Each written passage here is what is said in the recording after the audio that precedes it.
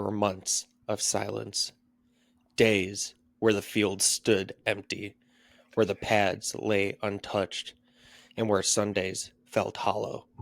We endured the long nights, waiting. Through the dark times of the off-season, when hope was only a whisper, and memories of past seasons were all that carried us, we stood patient. But now, the wait is over. The game has returned. The roar of the crowd, the clash in the trenches, the relentless march of the season begins anew. We rejoice in this moment, not just because football is back, but because it reminds us of who we are, a community united in passion, resilience, and belief. But remember, this journey will test us. There will be heartbreak. There will be trials. There will be moments where defeat feels heavier than victory ever could. Through it all, keep your composure. Stand tall in the face of adversity. Celebrate the triumphs. Endure the losses. And hold steady through the storms. For this is football. This is the return we waited for. And together, we march into the season once more. Let's go!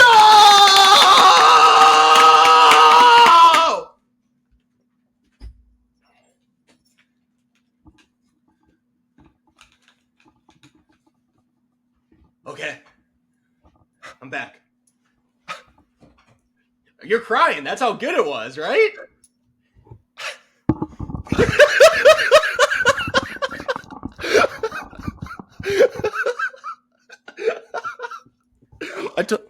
I told you. I look like I'm stoned now because I was crying, laughing. What? I apologize. What was that? I felt like we needed something to kick off the NFL season. That was something. Well, folks, welcome back to Don't Quote Us Sports. If that doesn't fire you up, I don't know what will, I guess. It is Friday, September 5th. And by the time you guys are listening to this, NFL season is officially here. Herb, we have made it. Game 1 tonight, Cowboys, Eagles. We made it through the dark times. Yeah. Sorry. I'm still thrown off that. Oh, that threw me. Yeah, dude, football season's here. We're done counting down, right? Made it through the winter, made it through spring. Hot little summer. Where's football been? It's here. I'm excited. We're gonna dive into it. I can't wait. I can't wait to lose so much money in sports betting. My heart is already breaking at the thought of what's going to occur this season. God, I can feel a week 1 5-leg parlay missing by a field goal. I can feel it. Yeah, shoot, man. I don't even know where to start, honestly. Dude, I mean, it's the NFL. It's here. It's finally here. All the fantasy teams are locked in. We've been looking at futures bets. I feel more locked in than ever, and yet I full well know in the 4 fantasy leagues I'm in, I'm not winning a 1. Let's be honest. No, and it probably won't be close either. My goal every year is just don't get last. Just don't be a dumpster fire. That's the goal. Just don't want to do the punishment. I'm notorious for like a week 6 trade, like a desperation. Like, yeah, this could play. It never plays. Guys in my fantasy league are hearing this going, we know what's coming. We'll see you mid-season. Yeah, we got to be strategic now. We might actually have people listening.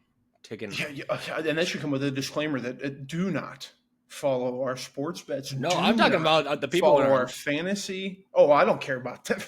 I'm talking about the people in our league. They might use that against us. Please. I've been baiting them all week, setting them up all week. I've been talking.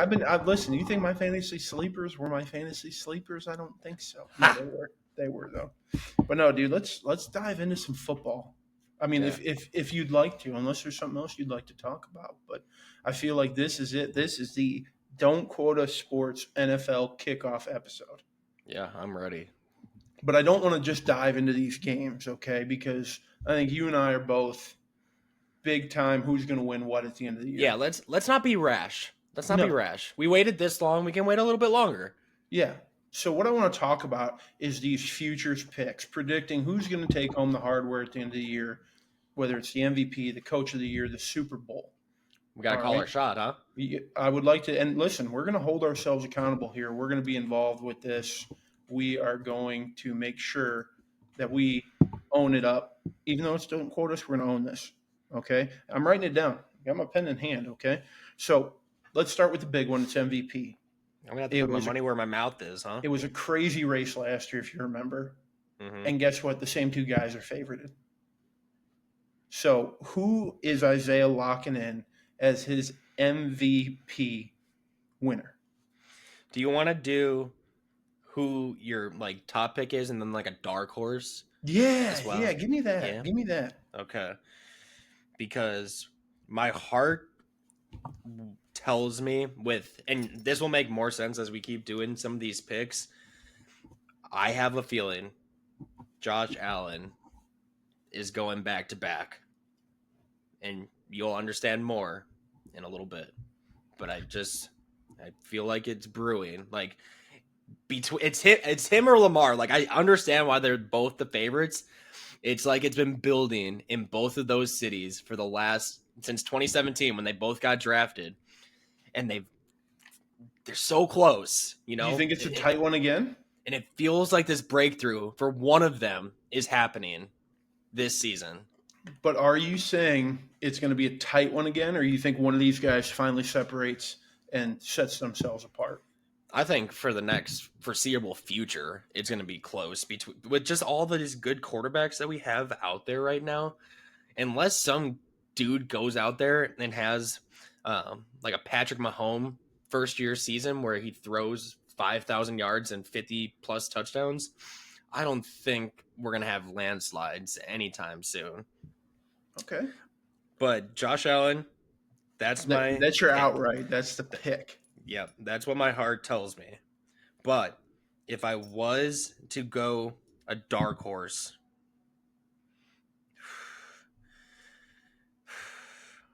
it pains me because I'm scared to say it. Just I let really it out. think Baker Mayfield, if he is able to bring that team back to the playoffs with a new offensive coordinator, with all the injuries they've already sustained, it's going to be because of Baker Mayfield. But you don't think it's going to take a Lombardi trophy to do it? No. Don't they vote for these? Well, they do vote before, but I think Baker? 10-7 he can win it. All right. Don't quote us. That's plus he's on FanDuel plus 2,700. And we'll let everybody know that Lamar right now, according to FanDuel, no free shout outs, but if you want to sponsor us, give us a call. Lamar Jackson's plus 400, Josh Allen is plus 500 right now. So they believe it is tight. Mm-hmm.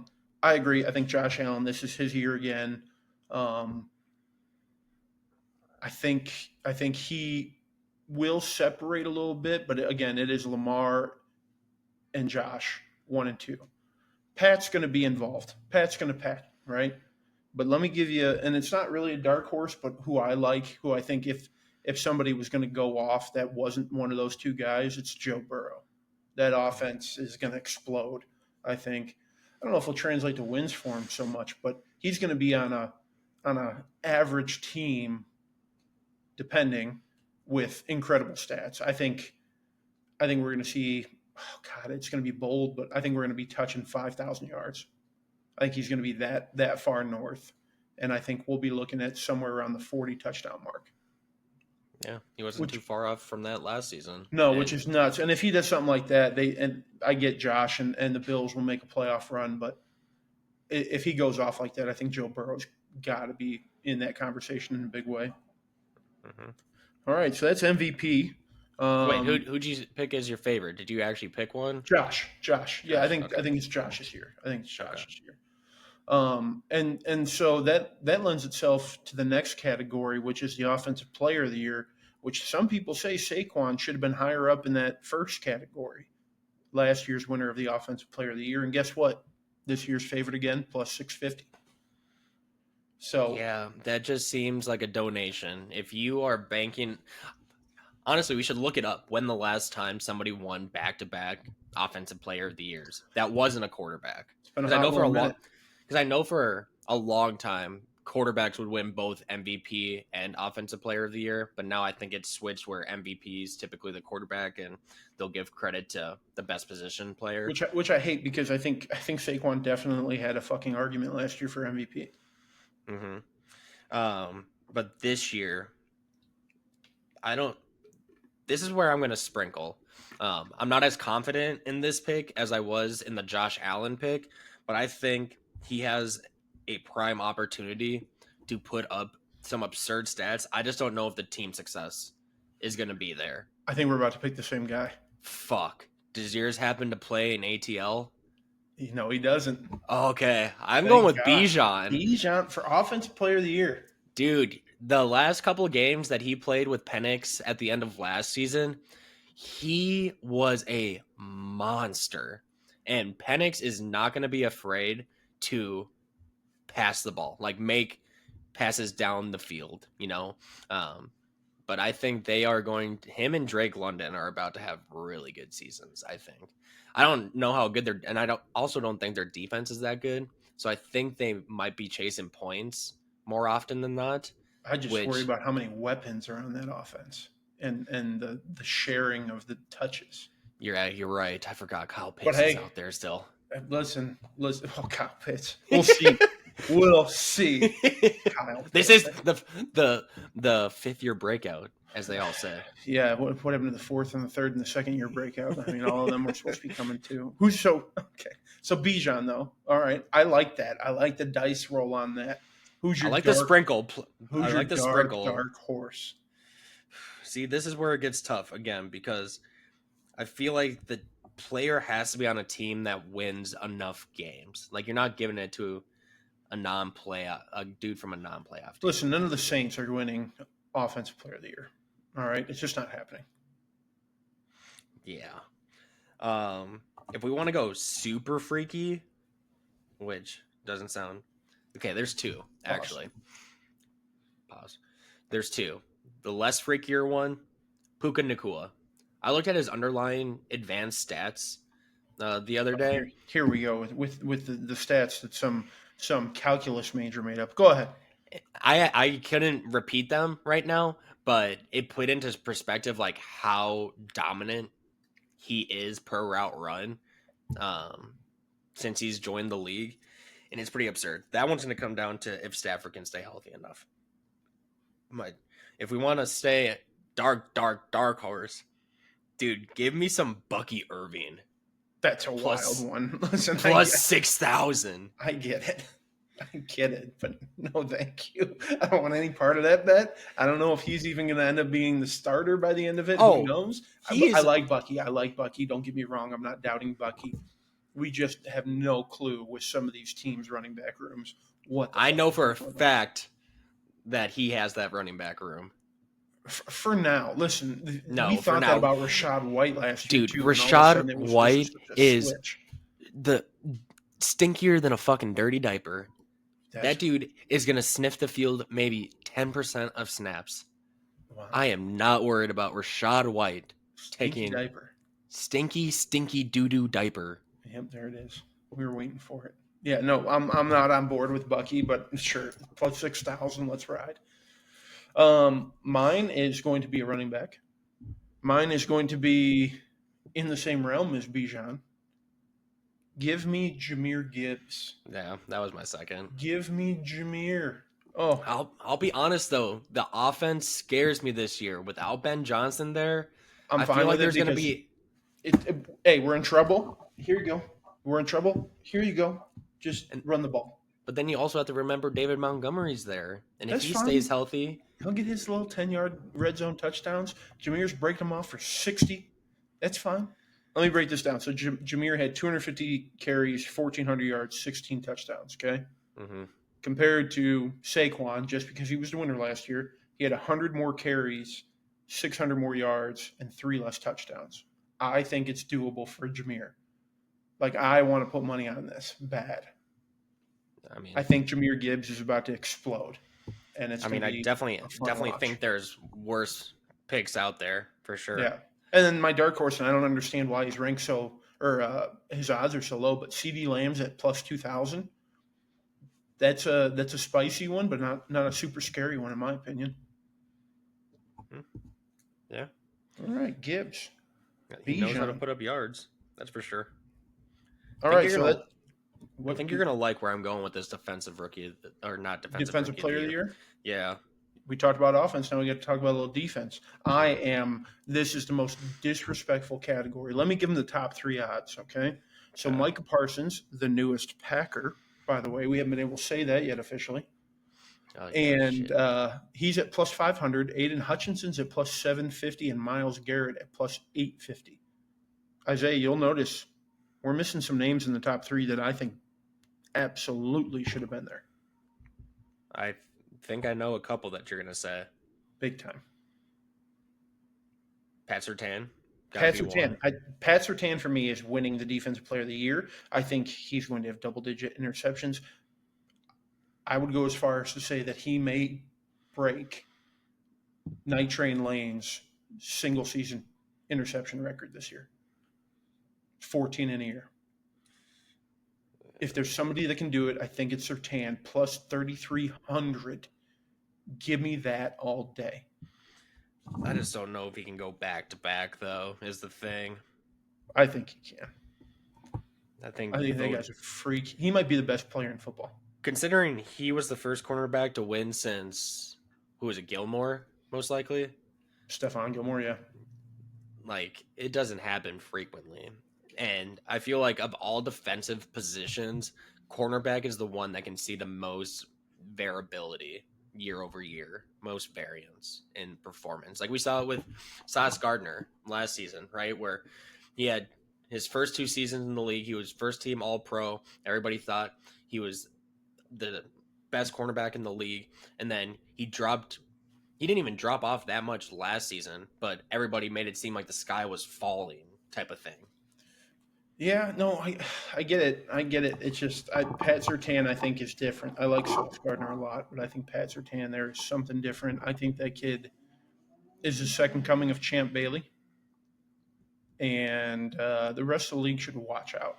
So that is a dark horse for sure. I'm going to give you an even darker horse.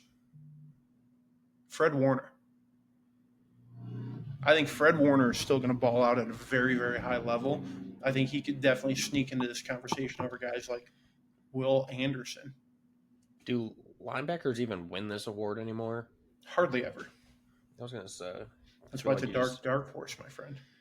And I don't like that you're disrespecting my boy, Will Anderson, because that's who I was kind of leaning. Will Anderson is not winning this thing this year. I won't let you stand on that. Dude, I don't know. I like it. That's who. Are you taking that as your dark horse or as your winner?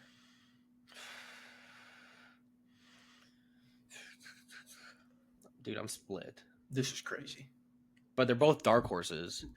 Like, a part of me also we're cementing in stone picks here, my guy. Should we parlay this after this? Ooh. We might both parlay all these picks on a $10 and see what happens. Well, then if we're going to do that, I need to be more... No, it's $10. I got to be more reasonable. It's $10. That's a Happy Meal. You're buying Happy Meals? I can. I did like Will Anderson, but then you made me feel like an idiot for saying it. It's not there yet for me. Is it crazy to think Jalen Carter could win defensive player of the year? He would have to have. Aaron Donald won how many Defensive Player of the Years Aaron as Donald a was a DN playing D-tackle? on the inside. Jalen Carter is a large man. I just don't know how to. God, that's wild, but I kind of like it a little bit. But dude, he's a game wrecker. I felt like that's all we heard about when you first talked about the Eagles defense last season. The conversation started with Jalen Carter. Yeah. Like he is the definition of literally making everybody else around you better because of how you play. Yeah. No, I get it. But even last season, with as good of a season as we think he had, he still only finished 12th in Defensive Player of the Year voting. So that does give me pause. Got to pick one here, bud. Let's go with Nick Bosa. Nick Bosa. Nick All of a Bosa. sudden, cash is on the line. We're going Nick Bosa with a Jalen Carter dark horse. Yep. These are hot little takes, bud. I wish Jalen Carter got more love. I think he deserves more love. Hey, by the way, I also want to let people know that the big man on campus, Mr. Kyle Hamilton over there in Baltimore, plus 5,000 after getting that massive contract last week. Too bad you don't get votes for decapitating people. Otherwise, he'd be a leading vote getter. He's not the dirtiest guy in the league. Might not be the dirtiest, but he sure knows how to drill somebody in the head when they're not prepared for it. All right. Let's move forward. Hey, let's move. Jesus. Let's move forward to the rookie classes. Okay. Okay. There's kind of a clear-cut favorite, and he's not the number one pick for Offensive Rookie of the Year, and that would be Mr. Ashton Jeanty at plus 250. Okay. Keep that in mind. I get it. I understand where it comes from. I feel quite a bit differently about it. Yeah, for me, it's hard to go away from Jeanty. He's just going to be the workhorse there in Vegas, and I just think that they're going to be a better team than Tennessee this season, which I think the voters will also look at. But I think he's probably putting up 1,400 total yards, 10 plus touchdowns. So I think that will most likely be enough.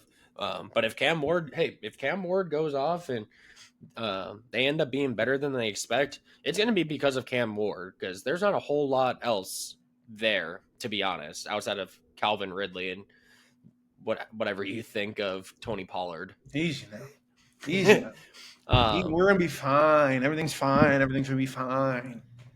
So, yeah, it's hard for me not to pick Jeanty. I'm a sucker for that one. But I will say, and this might just listening too much to the hype of it all, but Trayvon Henderson at plus 1,400. I think I'm going to sprinkle some on that with the way that they're talking about him in camp and how he performed in this preseason. Ugh. I thought you were going to Puka. Oh, shit. Yeah. I thought you were going to Puka. Listen, what are his odds at? Plus 1,600. Damn. Right. And I think that's unjustified. I think with the hype around him, the fact that he is solidified himself in the number 2 role there with Godwin's question marks, like, dude, wait, that could do really well. Actually, can I change my dark horse? Go ahead. Not to Ibuka, but now that I'm looking deeper down the odds, Matthew Golden. Oh, going with the rival kid is plus 2,200, and I think he's already wide receiver 1 in Green Bay. For now, with Jaden Reed being injured, I think that is the case. All I've been seeing out of camp is how good. Like they were saying, like every single practice, he's making at least one play where it's just like, holy shit, this guy. So I think that's who I'm going to go with. It also helps that he's on my dynasty team, so I want him to do really well. Oh, now the truth comes out. I'm going with my boy, Cam Ward. All right, that's easy pickings for me. Number 1 overall pick. The only one from the Miami draft class to be on a 53-man roster. He is the captain of the team basically already. I don't know that they've awarded it. I didn't see the captain's announcements yet for the Titans, Would not shock me if he's a captain already. The kid's a workhorse. Everybody's ranting and raving about him in Nashville. I think he's going to throw for 3K. I think he's going to throw for 20 touchdowns, if not more. Picks, I don't know. I don't know yet. Those might be an issue. The team's success is going to either stunt or help him, I think. But even if they only win 6-7 games, I think that would be enough. Yeah, plenty. Right now, if we only win 2 games, that's another conversation. But if we only win 2 games, something went wrong. Yeah, no doubt. My dark horse though, Tyler Warren, tight end for the Colts. I think that kid has the potential to have a Brock Bowers-esque in terms of volume. Maybe not total production, but like I think they're going to feed that kid the ball. See, like I don't disagree with you, but at the same time, what scares me from that one is the fact like Bowers when in Vegas last year, Devontae was there for the first 6 weeks or whatever, and then it was essentially him and Jacoby Myers. Yeah, that got all the targets. Yeah, where you're dealing with Pittman and Pierce and dude, you got Pittman, you got Pierce, you got Downs, you got Warren, then you got JT in the backfield. Like, plus you're breaking in Daniel Jones, who has he really supported like a top tier fantasy option in the past? Like to get stats, like in a stat perspective type of way? Probably not. Because I think the best skill position player that he played with in New York was Saquon. Probably. Like for the longest time, they were trying out Darius Slayton as like the second. We're definitely receiver. Forgetting somebody. We're forgetting. I know it's gonna look somebody. It's gonna look really bad on us for us. But I think Tyler Warren, if Daniel Jones wants to be successful, him and Tyler Warren have to have a great connection. Yeah. And I think Daniel Jones understands that. I mean, him and Darren Waller back in the day were balling. That you mean that like one season that they played together? Balled. Yeah. Darren Waller got Darren Waller to get a bag, retire, and then come back. Something worked. Plus, maybe what's making me hesitant about it is the fact that I just don't know what I think of Sean Steichen still. Like, he's been there for like 4 years, and I still have no idea what to make of him. Because he's supposed to be an offensive guy, and I still don't really know what he's about. Yeah.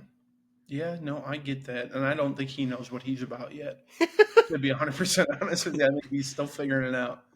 But he's just happy to be there still. He's just happy he hasn't been fired yet. Okay. So, all right, offensive rookie. You got Jeanty, Golden, Dark Horse. I'm taking old Cammy Ward and Tyler Warren. But on the defensive side of the ball, there is a clear-cut number one. We're not overthinking this one. We're not overthinking it. Abdul Carter is a plus 170, okay? The next guy in odds is Jalen Walker at plus 1,000. It's not even close. I think we're not overthinking this. You're taking Abdul. Yes. If you didn't have the Abdul, though, who are you taking? I don't know if this is crazy. I don't think it is. Jahad Campbell, linebacker for the Eagles. They've lost some star power on defense this year. Their depth is a little iffy. And again, I've heard nothing but rave reviews from this kid coming out of camp. Like, the Eagles are so high on him, and he's going to come in and be a day one starter behind that defensive line. I feel like he has an opportunity to make a lot of plays this season. I agree with you. I mean, Abdul is absolutely the favorite. It's a fool's bet not to take him. Jahad Campbell's going to fly around. I think we'll be talking about Jahad Campbell in next offseason about like, yo, look out for this kid, right? I have previously said who I'm taking as Defensive Rookie of the Year, and he's not in the top 5. He's Mr. Plus 2,200, Mr. Michigan, Will Johnson. Will Johnson, I'm taking plus 2,200 as my favorite. I don't even know if he's the best option from his team. I'm jazzed about this kid.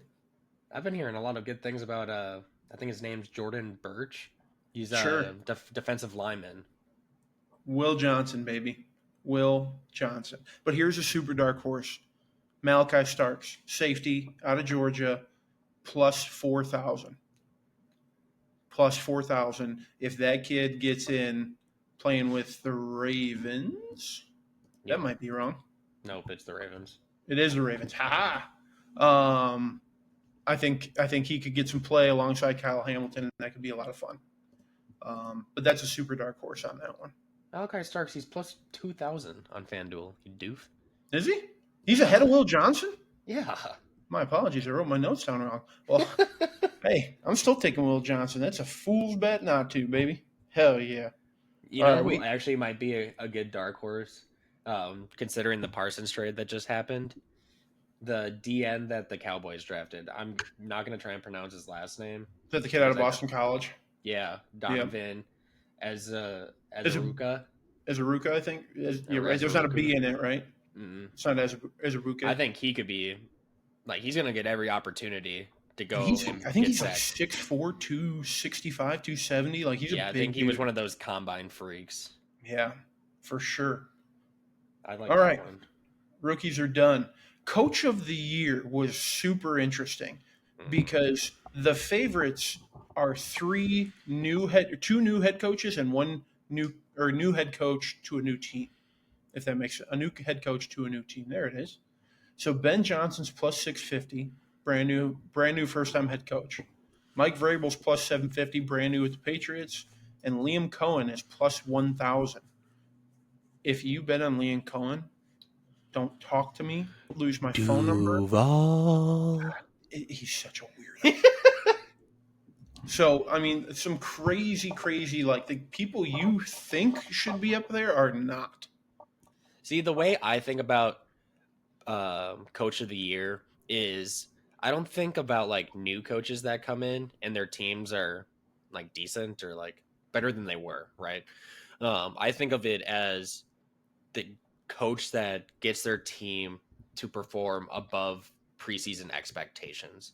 So if the listeners have listened to some of our more recent podcasts, they should know how highly I think of the Carolina Panthers this season.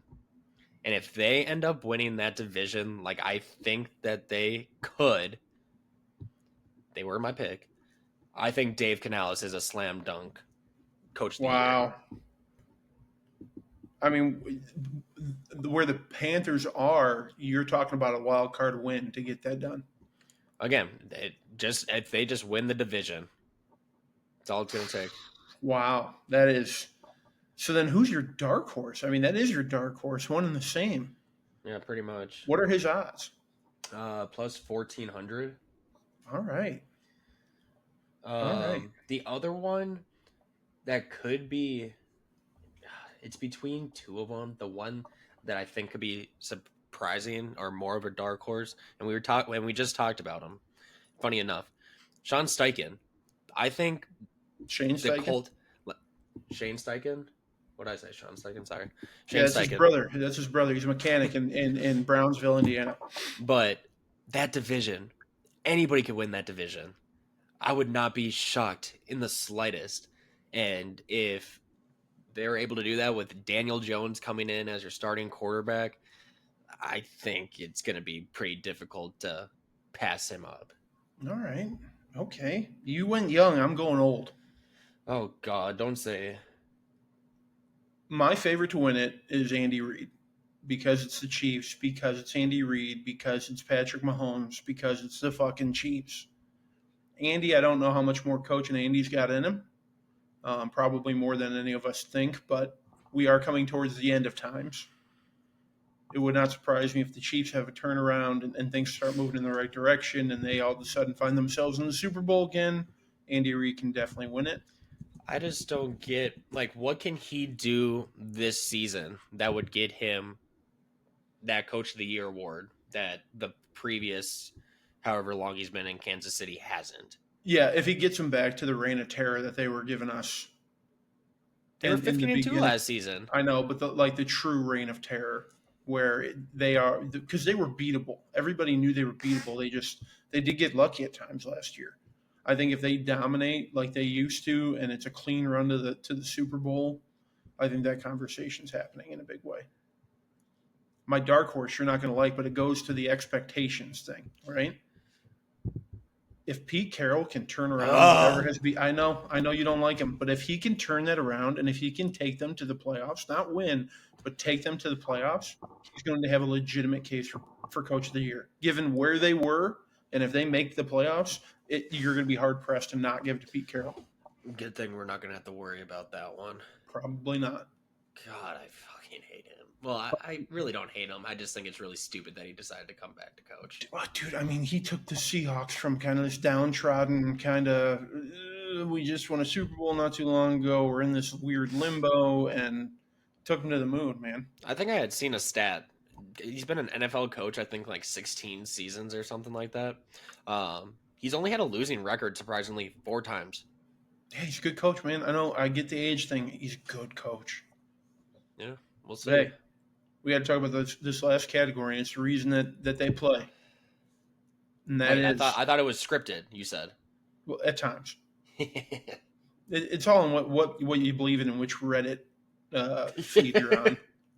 So, the Super Bowl, the Lombardi Trophy. Yep. I'm going to hit you with the 2 favorites from each, okay? So the Ravens are plus 340 to win the AFC, and the Bills are plus 350 to win the AFC. Okay. Whereas the Eagles are plus 370 to win the NFC, and the Lions, yes, the Lions, are plus 600 to win the NFC. So those are kind of your 2 possible matchups.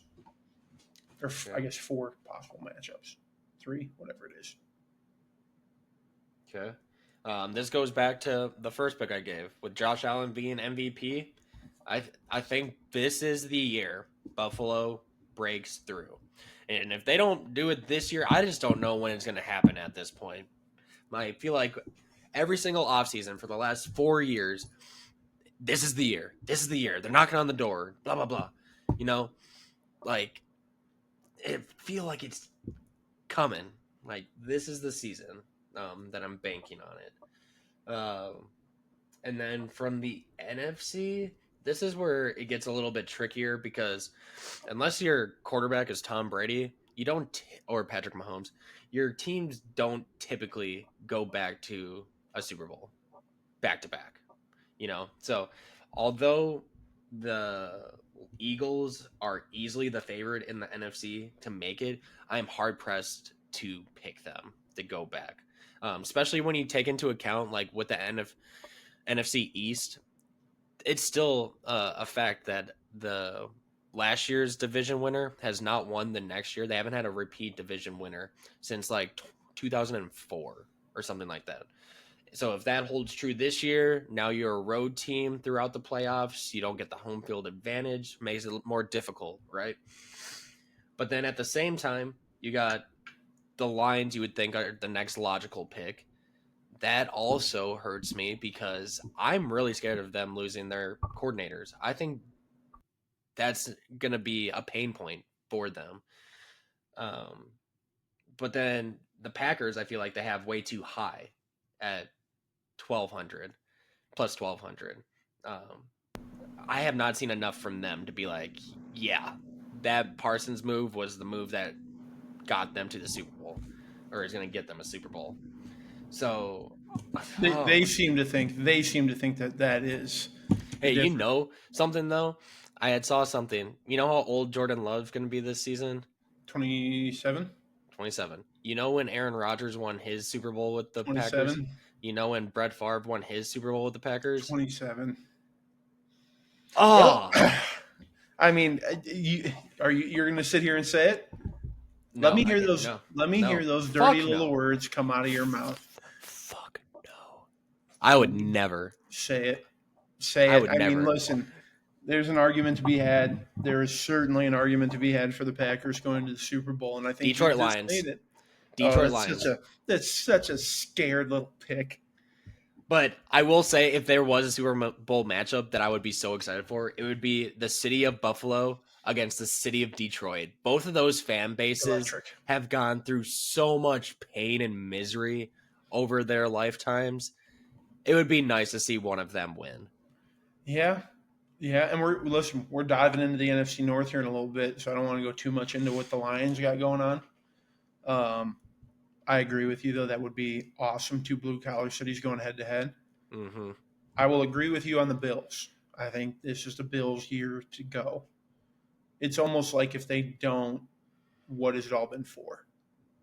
What else could they do at this point? Like, they have tried revamping, changing the receiver room. They've tried adding and taking away, like Von changing Miller, pieces on Joey the defense. Bosa's Yeah, in there now. They've had Stephon Gilmore. They had Stephon. I mean, they've tried everything. I don't know, and I'm not sitting here blaming Josh Allen by any means, but like they've changed out every position. It feels like, except for Josh Allen, which again, don't do that. He is the best quarterback in football right now. Yeah. Okay, but that's the last thing you do. correct. But something's got to give.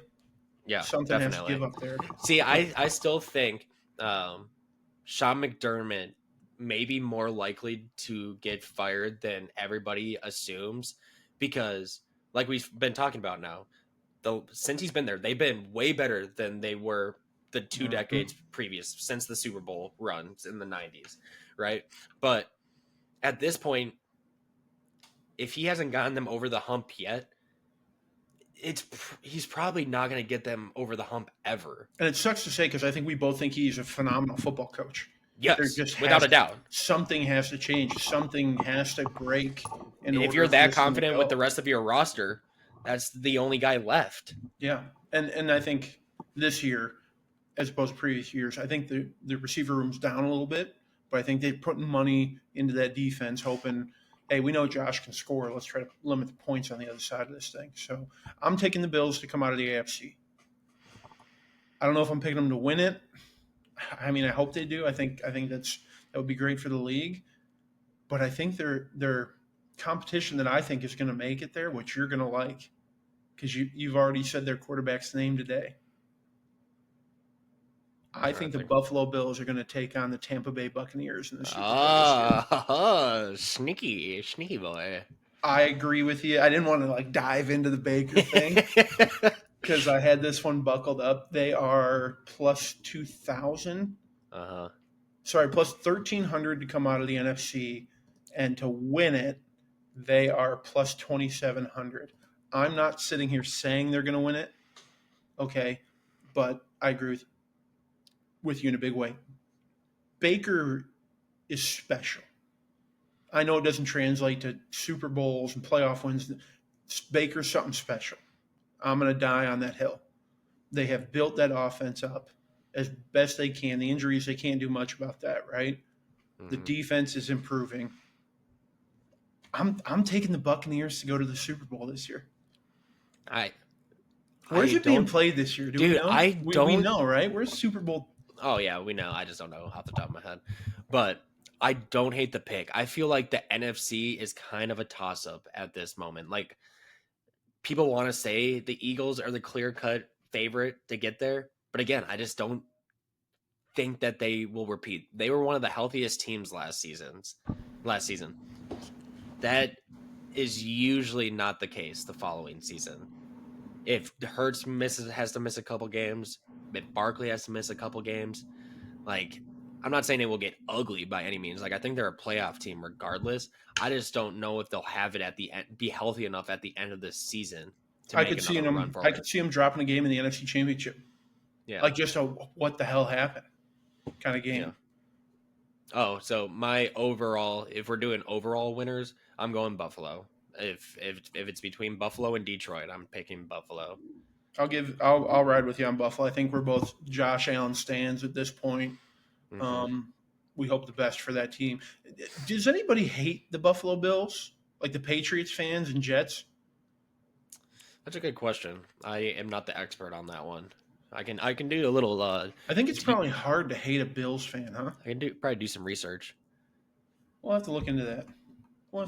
So listen, that is the Don't Quota Sports futures picks right there. We're parlaying them all together. One big bet. We're each putting $1,000 on it. This is going to be. Okay. Now that we've done that, Erb, trust circle for a second. Oh, trust circle. Yeah, come close. This is a safe space for the next however long this goes for. Can I tell you my biggest fear for this upcoming season? Sure. I am extremely scared that J.J. McCarthy might not be a good quarterback. Oh, boy. Like the 48 outcome of this hours season. before, No. 72 hours before kickoff, and all of a sudden, there's panic in the Great North. No, what I'm saying is like the outcome of the season. At the end of the season, I'm gonna be worried. That's like that thought is in my head. Like it's like I still have trauma from Christian Ponder starting at quarterback. The Christian Ponder comparison. What a fan! Before J.J. McCarthy, he was the highest drafted quarterback in Vikings history. Wow. Yeah. So that is just rooted in the back of my skull right now. Oh boy. I am petrified. I can't wait. We waited a year with him being injured. We're going to put you in the lay down chair with your head up. We're going to talk a nice quiet room, leather couch. We're going to get to the bottom of this today. Herb, I think, and I'm really scared because we play Chicago on the road week 1. Yeah. We never play well in Chicago. You don't no play matter well the week 1. And it's his first career start. I am petrified. I am so scared right now. Hey, listen, I'm glad you brought up matchups, though. Wait, no. Tell me your biggest fear. I felt vulnerable. My fear is that you're going to keep doing this. I was so vulnerable with you. Come on. Listen, go hug a pillow. Let's have a moment. This is not brother. The time or place.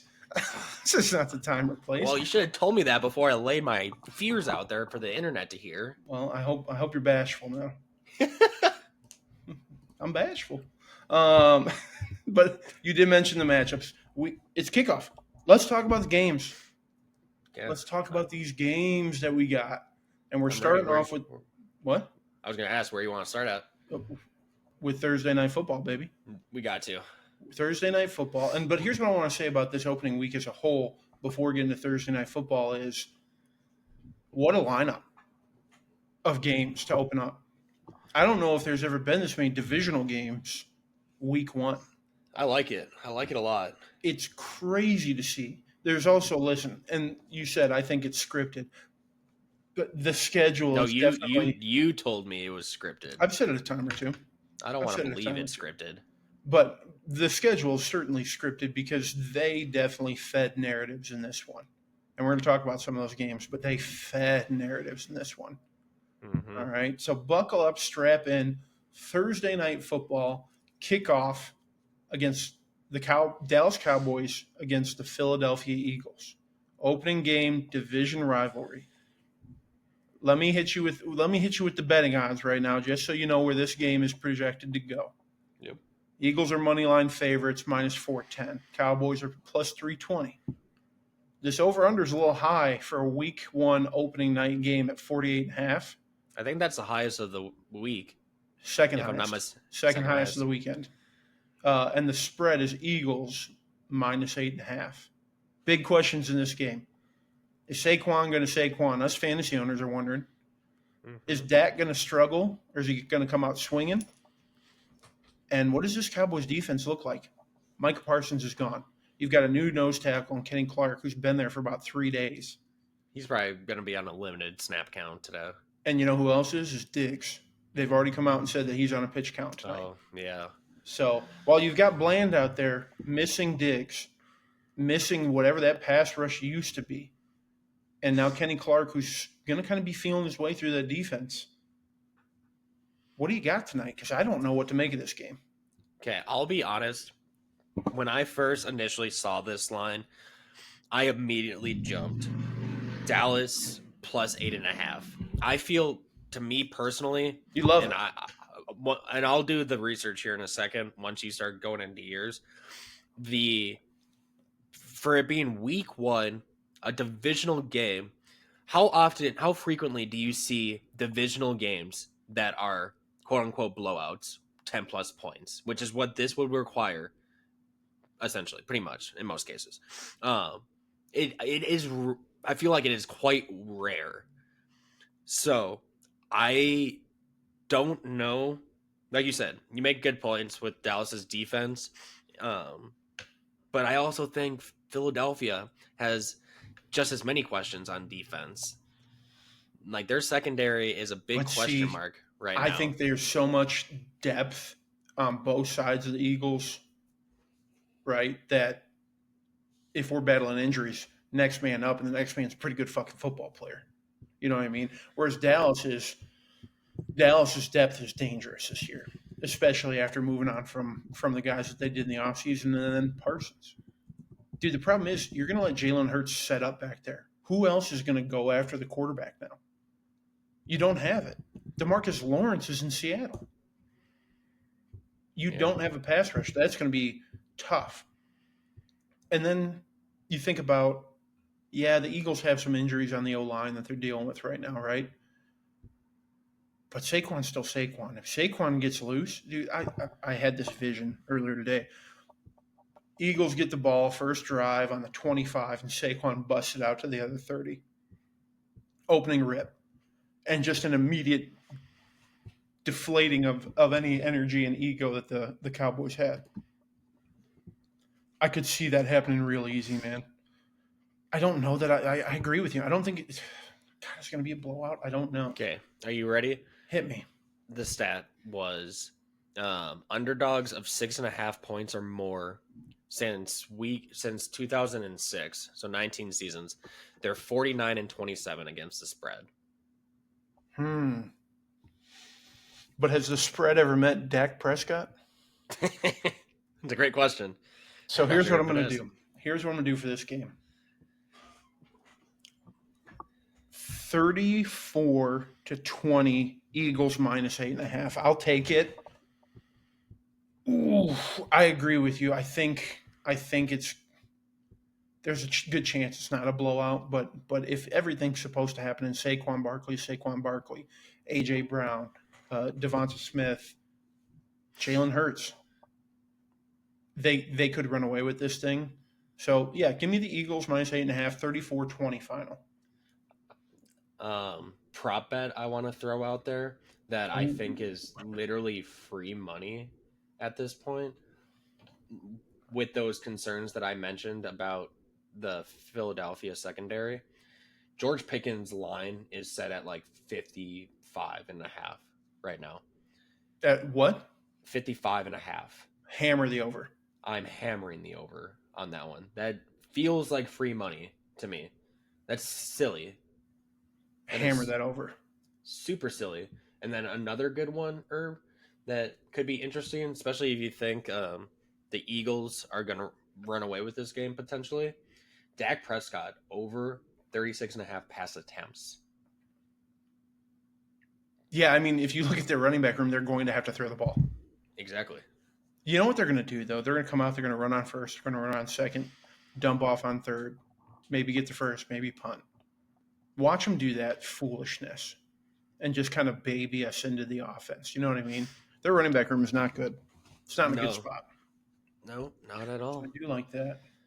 All right, and last thing with these teams, because we're both taking the Eagles here. No? I thought you were on board with the Eagles. You're taking Cowboys, huh? No, I'm on board with the Eagles. I just think the Cowboys will cover. Cowboys to cover. All right. The last thing I did want to mention is, did you hear this rumor that's been circling that the Eagles made one of the hardest pushes for Micah Parsons before he was traded to Green Bay? I did see that report today. Apparently, it was a juicy little trade for the Cowboys, and Jerry said, interdivision, I don't fucking think so. Do we have the details of I've seen two different reports. One of them featured 2 first-rounders, 2 second-rounders. And the other one had 3 first-rounders and a player. And the player was stated as a young defensive player. But they didn't say which teams. So more draft capital, which we'll talk about that trade here later on. But there's probably more to get for the Cowboys there, in my opinion. But I thought it was interesting that the Eagles, again, are just trying to load names. Oh, yeah. They're essentially the Vegas Knights of the NFL. Whenever you hear a big name at this point, they're one of the first teams that is assume mentioned. They're involved. Yeah, exactly. I don't fault Jerry Jones for not taking that deal. I wouldn't trade with a division rival either. No, nor would I. But, yeah, shoot. it just felt like Jerry was just sick of it. He was done, and he was willing to. They were happy enough with that trade, and they just wanted him out. See you later. Yeah. Oh, CD's up for a contract. He's got this year, and then next year he's got this year and next year. So he's going to want to negotiate, right? Already? I'm fairly certain. But do you know who his agent is? Oh God. It's Micah Parsons' agent. Nice. Sick. Love that for them. All right, enough about the Cowboys down there. Okay. Oh, making a lot of noise. We've got a game on Friday night, a little Friday Night Lights. But is it really Friday Night Lights? What time is it in Brazil? There it is. It's in Brazil. I'm guessing it's being no. Actually, no. I don't think Brazil's the time zones are that different. It's like straight below us. Yeah, Brazil shouldn't be too far off. So I believe my guess would be for you. It's probably a 6 o'clock game on the East Coast. There. That one's on. What is it on YouTube? That one? ESPN Deportes. Okay, they're gonna show it somewhere else. Yes, I'm aware. So they are playing the game at Corinthians Arena, which is in Sao Paulo, Brazil. Is that the same one that they played in last season? I don't know, to be honest with you. I think it's a different stadium, but this wasn't there concerns with the field conditions last season when they played? Correct, and there was a big conversation, a lot of news articles about some of the guarantees that were made to the NFL on this field situation, because the NFL head office realized what was happening quickly and said this cannot happen again. Allegedly, these have been addressed, but last year, Eagles, Packers, 2024, the field was a nightmare. Nobody could wear green because it was gang stuff and all this and that. I don't know. I still think Europe is the market we should be playing in. The expansion to South America and to Mexico, cool. I can jive with it, but it's like, do we really need to have games in Brazil? Yeah, see, I can get by. Like, I think it would be one of the most difficult games ever played, but Mexico City, like, that would be my logical pick if we're going south of the border. I'm picking Mexico City every time. Brazil just seems so odd. I understand you're growing the game, but like, is the game really going to grow down there? But like, of all places, like, you're telling me there's not more places in Europe where you could grow the game, or even why do I feel like Africa could even be a viable option? I mean, you look at how many Nigerian-born or Nigerian immigrant-born players there are in the league now. Yeah, because don't they have that like initiative where like NFL Africa or something where there's essentially a pipeline from Africa? I don't believe I would love to see a game in like Nairobi or Lagos or some. Lagos could be sick. Like, I don't believe that they have something in place like that with South America, but we have one with Africa. So why wouldn't we like that? The market is most likely not as big. Probably not. And I can't imagine that the travel. I mean, maybe logistic issues and stadium issues. I'm not sure, but like logistically, getting the teams there would be no different than sending them to Munich, in my opinion. But again, we're not in those conversations. I'm sure there's a billion different visa and import-export issues there, and who only knows. But Africa, give me a game in Africa. If you can make it happen in NFL, that'd be sick. So let's talk about this game, though, because again, we're talking about a division game being played in week 1. But here's the thing. The Chargers are the home team and missing out on home field advantage in a divisional game. I think that's a pretty big deal. Okay. I'm going to stop you right there. It's LA. It's the Los Angeles Chargers. It's not like playing in Lambeau or something, or one of those stadiums. I get that. Usually they're playing road games at home anyways. You're not wrong. When I worked out there and the Rams and the Chargers came back, it was hard to find a Rams or Chargers jersey in the stands. It was every other team in the NFL. Now you're muted. Let it out, big fella. Okay, when I mute my mic, you're just supposed to continue talking so that I can sneeze and nobody would realize. Yeah, now they all know. Still working on the podcasting here, folks. No. I knew what you wanted from me there. Okay, I knew exactly what you wanted from me. I didn't give it to you. The people needed to know. The people needed to know that you're sneezing mid-pod. How dare you? So this football game. Okay, here's the betting odds. Chiefs are money line favorites at 166. Chargers are plus 140. The over-under line is at 46.5, and the Chiefs are a 3-point favorite in the spread. So the big questions on this, right? We have to talk about the Chiefs. Is this the beginning of another great run, or is this the beginning of the end of the era? Is this Travis Kelce's last year? What's that look like? You know, the Chiefs, I think, have a lot of questions to answer, and I'm hoping that tomorrow night they answer a lot of our questions. Mm-hmm. Flip to the other side of the ball. The Chargers and Herbert have been – they've been in the spotlight before. They've been here before. They've always been that team that hangs around. Chargers are a tough game. At what point are they going to take a step and assert some dominance? Those are the big questions that are going to, I think, start to be answered, if not fully answered, tomorrow night. So what do you make of this matchup, this AFC West matchup? I think this, to be honest with you, could be a tone setter for the rest of the season. Mm-hmm. We've already talked multiple times about how we think the AFC West is probably the best division in football for this upcoming season. It's going to be a gauntlet out there. Both of these teams are going to want to come in here and win this game. They want to set the tone for the rest of the season. And I'll be honest with you, I'm leaning Chargers in this game.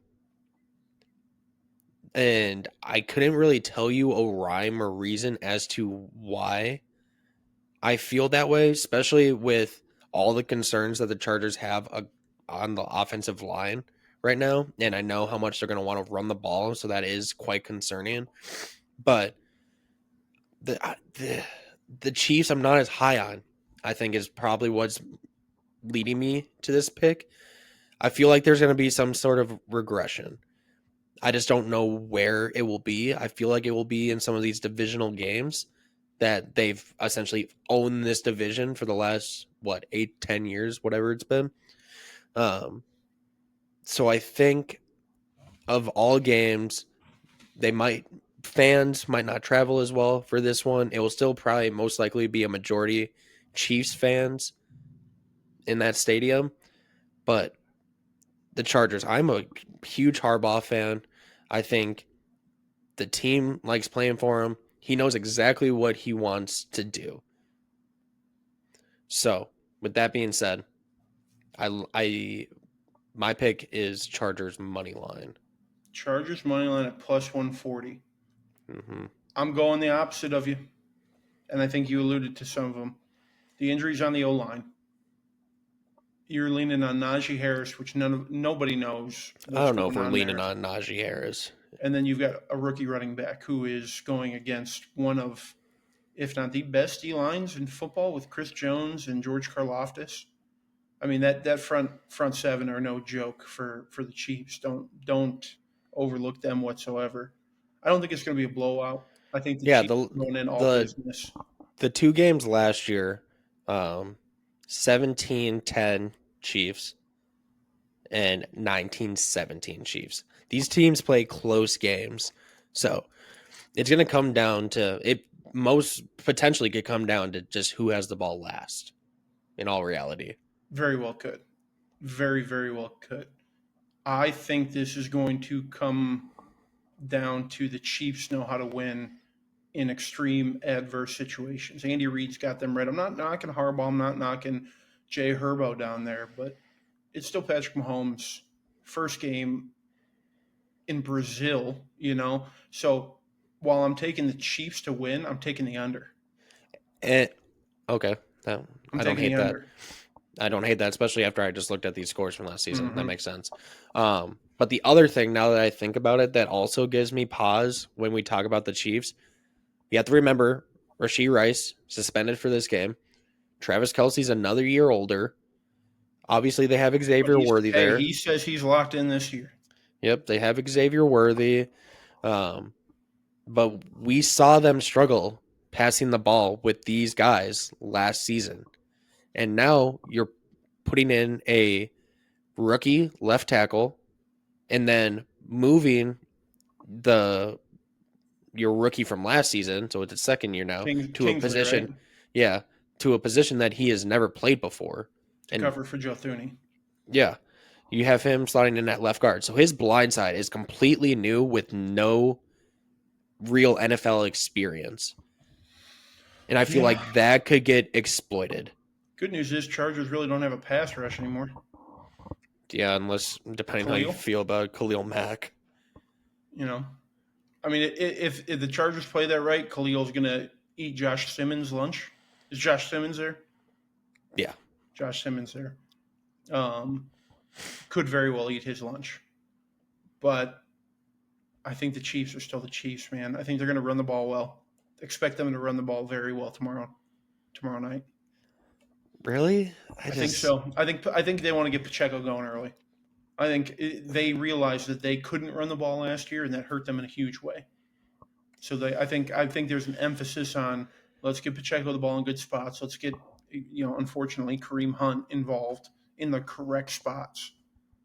I'm not worried about the Chargers this year. They're going to be competitive in the division.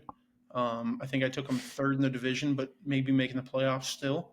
I just think game one in Brazil, young team for the Chargers. Give me the Chiefs. But give me the under. I think it's low scoring. Okay. All right. Let's do a little speed round, okay? So we don't have to talk about every single game. And all I want you to do is give me just a quick who you got, who you like. Wait. You got something more on a little Friday Night Football? Yeah. If we were talking about little tidbits of bets, a player that I'm interested, I don't know his lines off the top of my head, but in the prop bets category, Keenan Allen just signed with the Chargers, but he does have experience with Herbert. Mm-hmm. And behind Ladd, what do you really got? Like you got Quentin Johnston, who, for all we know, still can't catch a football. Then you got Trey Harris, a rookie, playing in his first game. Keenan's probably going to slot in there at worst as the number 3. Most likely in the slot where he loves to operate. I think he easily sees 6-7 targets and goes over on a majority of these props if they're at place where I think they're at. Now that you say that, I like him as an any-timer then. I don't know if the catch is sure, the yards, I don't know. Give me an any-timer for Keenan Allen then. I could see it. Don't hate it. Don't hate it.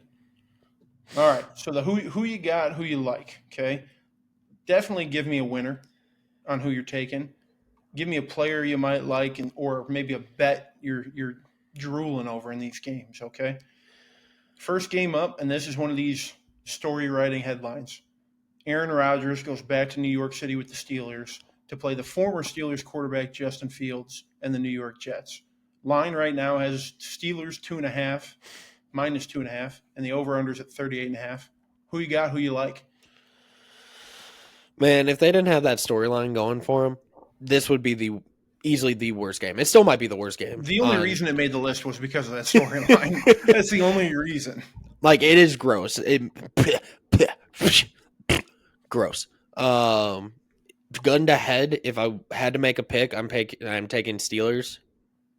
I think Aaron Rodgers loves his revenge games. I feel like he usually plays really well when he's angry, like in a situation like this, most likely. Plus, the Steelers just feel like a better team. They are a better team. I don't feel that. They are the better team. If nothing else, their defense will win them this game.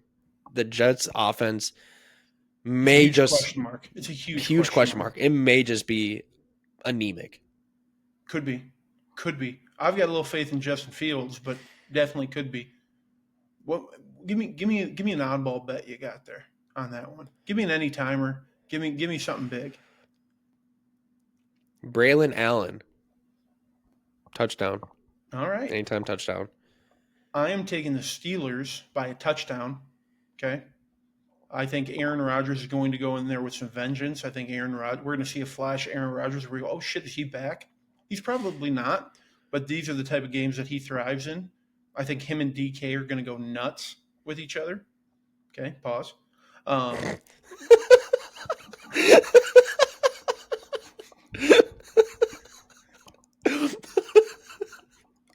like that one, didn't you? It just got me off guard. So whatever DK's catches are, they're probably in between the 10 and 14 range. Give me the over on DK. Catches? On his receptions, DK receptions. I'm taking the over. It's not going to be between 10 and 14. Yeah. The line. No. I'm saying it's somewhere in that range. What he's going to finish with? I think it's or what the line's at. What's the line at right now? I bet it's like 5.5, 6. Oh yeah, I'd hammer that. I think he's double digit. Do you not know? Sure. Do you not know how they typically slot those? Yeah, 4.5. DK's receptions is at 4.5. Yeah, plus 106. I'll take it at 10.5 plus. Yeah, I'm fine by that. That's psychotic. 10.5 plus, easy money. And then my any-timer for this one, Caleb Johnson, the rookie running back. I think they're going to find themselves in the 2-yard line and feed him. It's going to be a great little story. The young man from Iowa, and I know Iowa fans are a little salty right now. Sorry about it, but give me Caleb Johnson as an any-timer. All right, next game.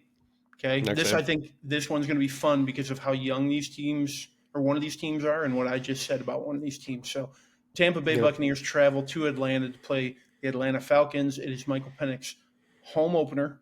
Michael Penix. A lot to prove on that Falcons offense. Defense, can we get after the quarterback? Okay. Buccaneers are minus 1.5. The over-under line is 46.5. Who you got? Who you taking? I'll be honest with you. I think the Falcons steal this game. Week 1. With the amount of injuries the Bucs have, I know we've done nothing but thrown flowers at them this episode. I think the Falcons win this game at home with the injuries. I feel like with what Penix showed at the end of last season, there was something to build upon. I think they know what works. Their defense, there's some question marks on the defensive side for the Buccaneers, especially within their secondary. And I think that's something that Penix can exploit with the shots that he likes to take. So I do lean Falcons, again, with it being a divisional game. I think it will be close. I would not be surprised if it came down to who had the ball last. But I think Falcons. But if you put gun to head, anytime touchdown, you already mentioned him. I love this guy. Emeka Egbuka. Give me all that. Give me all of that. I'm taking Buccaneers to definitely cover. Buccaneers for the win. It's going to be a fun game. It's going to be a tight game, I think. If I got to pick an any-timer, give me Big Mike. Okay. Because all he ever does is catch balls and big touchdowns. Pause. There it is. But I'm going to give a little shout to the fantasy owners, and you said it. Emeka Egbuka, start him. He's going to start slow. The first half, you're going to be like, oh, shit. I think he's going to explode in the second half of this game. I don't even know if he's going to start slow. I think there might be some jitters. Cade Otton's injured. Jalen McMillan's out. Oh, Cade Otton's my guy, and but he's active. Okay. I know, but he's still not. Cade Otton's. I wouldn't say he's 100% healthy, if you know what I mean. He's banged up. Is that better? Just watch. Better? Better. Okay. He's hurt, not injured. Yeah, exactly. Just a little boo-boo. So he's banged up. They don't have Godwin. They don't have McMillan. So it's really going to be Mike Evans and him, and then Bucky out of the backfield as your weapons for the most part. So I would not be surprised if all three of them get 7+ targets each. I like that. All right. My home hitter. All right. The Tennessee Titans travel to Denver to go take on these what hope to be hot start Broncos. I think this is a possible future rivalry that we've been kind of. I think it is. I think this is going to be You're gonna have to walk it back. How? Cam Ward, Bo Nix. I think this is going to be that next tier of we've got our Allen, Burrow, Lamar, and Herbo kind of tier, right? I think that this tier is where we're at, where Cam Ward is going to start to see himself in a spot where, all right, Bo Nix, me and you are going at it every year. Let's go. I just don't think they play enough. I think they will. I think this is going to be something fun to watch. Two young guys who like to sling it. Cam Ward's first start. Yeah, I'll be honest. Doesn't get much more difficult though in terms of defenses. No, it's not going to be a fun game for me. Denver might. I'm pretty confident when I say this. I think they may actually just have the best defense in the entire league. You already glazed the shit out of Patrick Surtain earlier against a rookie quarterback. That Benito just got paid too. Dude, I would be petrified of this matchup. Week 1 on the road against that defense. The Broncos are 8.5-point favorites. I think that's a lot of points. I think they cover it. Okay, listen, the Titans. This is a really, really hard game. This is arguably the toughest Week 1 game of the slate because of your rookie quarterback going into this hot Denver team from last year. So I don't think the Titans are coming out with a W, but this is Cam Ward. Cam Ward isn't backing down from this. I think he wants this. I'm excited about this one, man. I'm excited. Yeah, the way I see this game playing out is Cam Ward's going to struggle with it being his first start against this defense, and I think a lot of his stats will come in garbage time, if there are stats. But by that time, the game's going to be out of hand. Like, it's not going to matter. Oh, you're saying this is blowout? You think this is freight train coming? Again, I just don't think there's enough weapons to challenge this defense enough. That's a fair point, and I have to be a believer. You're making a lot of. You have to. I don't fault you for it. I'm just trying to be realistic. I want to make sure the listeners know. So I'm not saying Cam Ward's going to go for 354 touchdowns and have a passer rating of over 100. That's not what I'm saying. He's not going to have like that first career game like Cam Newton did. No. He's probably going to throw a pick, or there's going to be a bad fumble at some point. Like, that's inevitably going to happen against such a great defense. What I would say to Cam Ward is don't go picking on Pat Surtain. Don't think that I want to go against the best right now. Let's get quality reps, quality looks. You can go at him, but don't target like I'm going to go at Pat Surtain and prove myself, because he is that good. Yep. So while I don't think we'll win, I think there's going to be some life put back into this fan base after what we just had to endure for 2 years. So, yeah, Broncos are so good, man. They're going to be so good. Yeah, I have probably too many Broncos on my fantasy teams. Probably at this point. So you want to do anytime touchdowns on that one? From the Titans standpoint, Tony Pollard's going to get in the end zone. Yeah. You? Fair enough. Some are saying RJ Harvey. I see. That's where my head went first. I'm going to give a dark horse on this one, and we've talked about him on previous episodes. Oh, your boy. Marvin Mims. Sneaky little guy.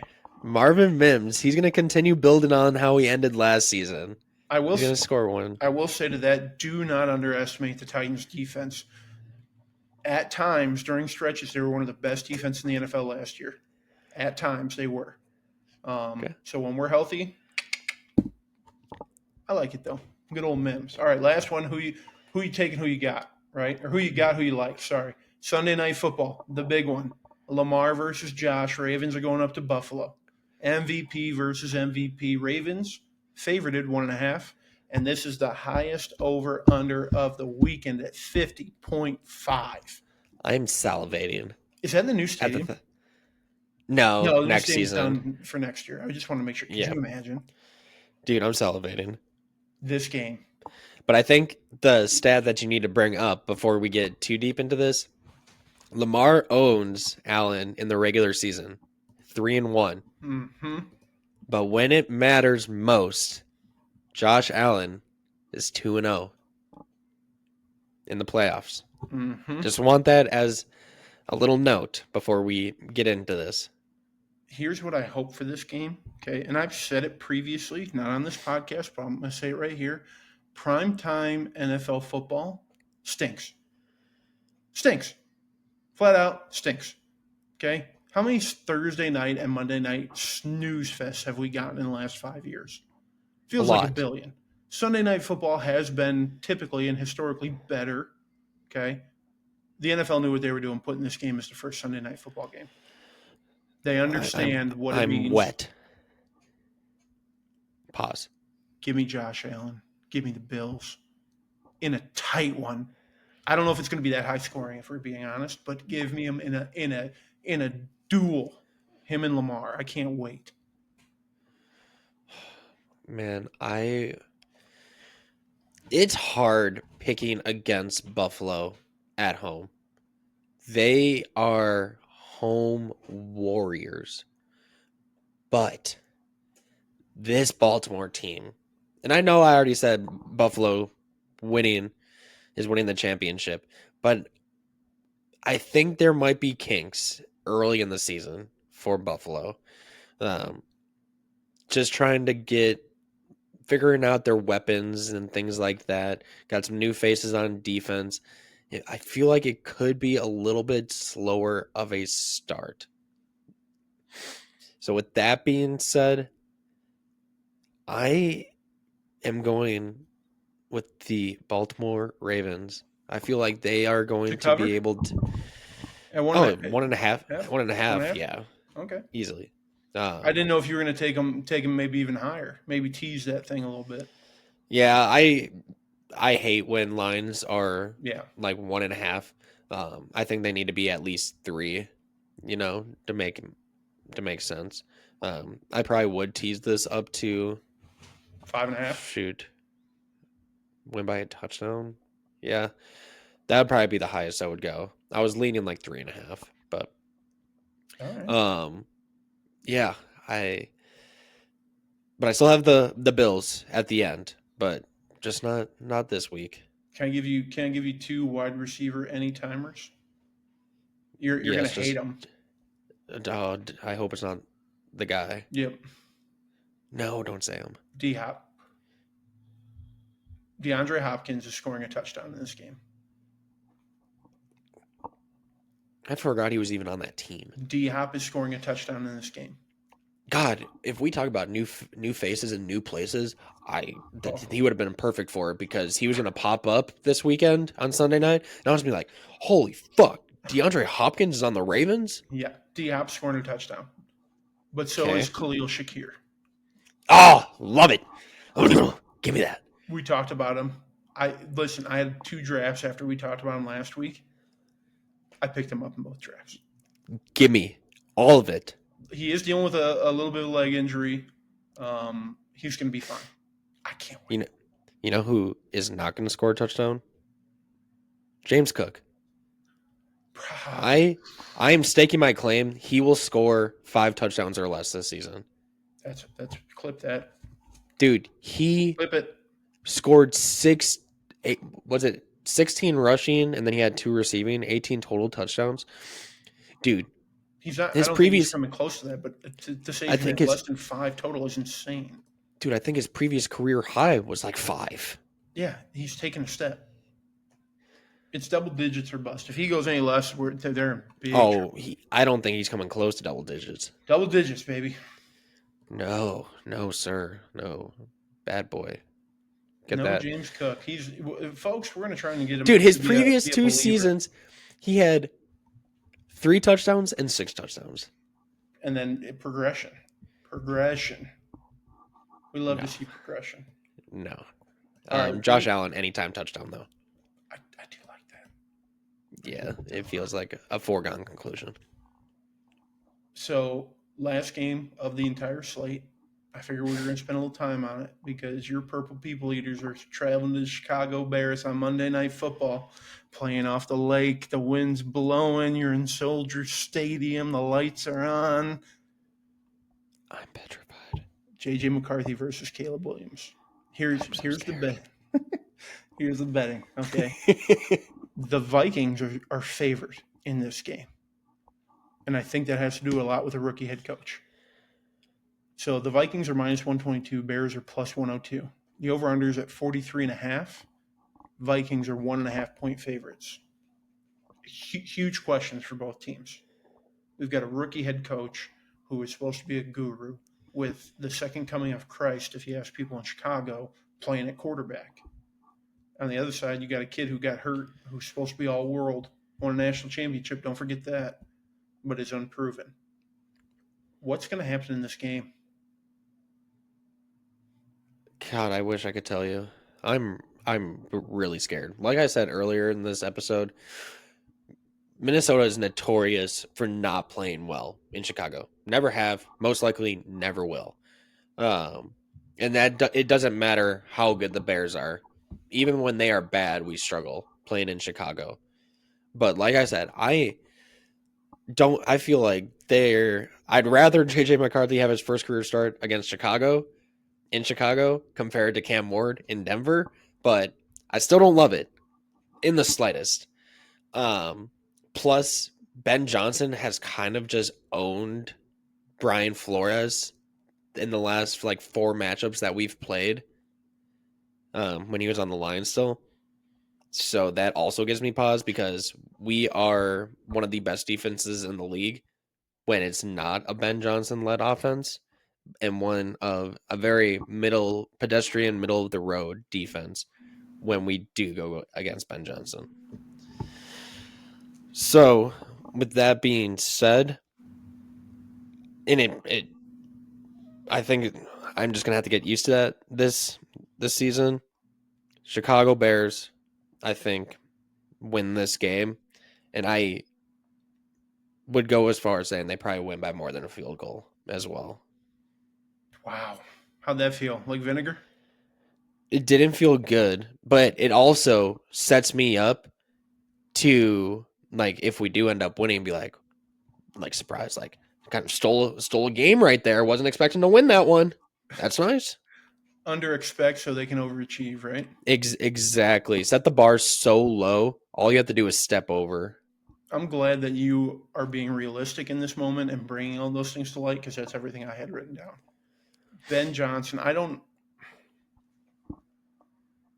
I'm a Bears believer right now. Not a Bears fan, grew up outside of Chicago, but did not grow up a Bears fan. I'm a Bears believer right now. I think the best thing that the Bears could have done is go out and get Ben Johnson for Caleb Williams. You are invested in that kid. You have to make it work. I don't care if you like him, if you don't, the painted fingernails, the fashion shows. I don't care. You've invested a first overall pick in this kid. So do everything right to go get him correct and make him into something the Bears have never had. Ben Johnson seems to be the guy to do that.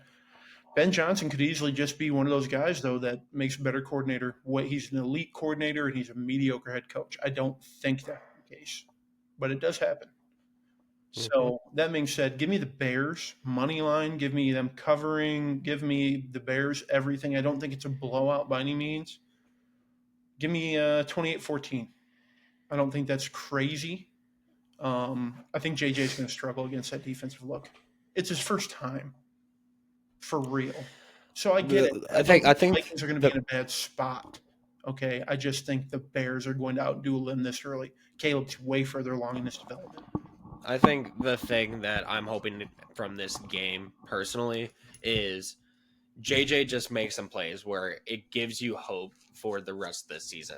I don't want him to go out there and look like he's completely lost, like he's seeing ghosts, like I want him to have some moments with the expectation probably won't win this game, but at least go in there, show that you can control that offense. You can find a rhythm and battle through some adversity. Like, this is not going to be an easy game for him. And I don't think it should be. Maybe that is a step in the maturation of a technically rookie quarterback. I guess not technically, theoretically. But give him time. That's what he'll need. Patience in the Great North. Get the run game going. Yeah, JJ McCarthy thrived the best at Michigan when the run game was popping because it opened up everything else for him. And they did say that, or the saying out of camp is they're trying to be more balanced because of that reason of having a rookie quarterback in there. Mm-hmm. Because we have been with O'Connell have been one of the pass the ball like most in the league. No, not most in the league, but we're like top 5 or something like that. So he definitely is cognizant and aware of that fact and knows that that is not going to be sustainable with essentially a rookie quarterback in there. Yeah. Give me an any timer. Which leads me to this point. Thank you for the segue. Jordan Mason, anytime touchdown. Great pick. I'm going to go Cole Kmet. I think is a safe pick. It's not going to pay big, but if you need a safe pick in a parlay, I think Cole Kmet could be your guy. I think that kid's going to find the end zone. Listen, Ben Johnson runs more 2 tight end set than anybody has ever seen since the wing T. Okay? Loveland's going to be out there. Kmet's going to be out there. Kmet is the clear number 1 tight end. Colston's going to give us touches, but Cole Kmet. Do you want to hear my dark horse? For any timer? Yeah. I know who you're going to say. Is he a Bear? Yeah. Then I know who you're going to say.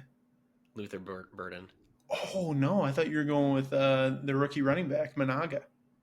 Oh, no. But he is on my dynasty team. That would be pretty nice. We're going to talk about him soon. I think Luther Burden. Ben Johnson loves his gadget guys. I feel like they get into the red zone. They might get a little tricky with it. Luther Burden scores a touchdown. I don't know. I also just remembered that they have Roma Dunze on that team, too. That's the issue there. And we're going to talk about all that. And listen, I'm glad that – is that all your Vikings thoughts, by the way? Anything you'd like to proclaim? No, I can get more into it in the team preview. And I'm glad that Monday Night Football is the NFC North because I will something. There it is. Yes, I was saying this to my wife at dinner today. There's nothing worse than week 1 of the NFL season finally rolling around after waiting, 6 months, 7 months since they last played, to then now be forced to wait until Monday night to actually watch them play while every other team gets to play. Stinks Hate to high heaven. All that's right. That's my only qualm. We're talking NFC North anyway, so let's just dive right into the preview. Let's just dive into this thing, okay? This is the last one. Where we start. This is the last one. I don't know that I ever thought we were going to make it through, to be honest with you. I'm glad that we did, and I'm glad that we're ending with the NFC North. Did that on purpose. So, let's start with the bottom of the tier last year. Okay. The team you fear most right now, the Chicago Bears. Yep. All right, Chicago Bears go 5-2, finish last in the division. It was ugly. 5-2? Sorry, 5-12. There you go. So they go 5-12, last in the division. Okay, they added a lot of different things. Additions are Ben Johnson and basically the entire coaching staff. I mean, he brought guys from everywhere, including the Lions.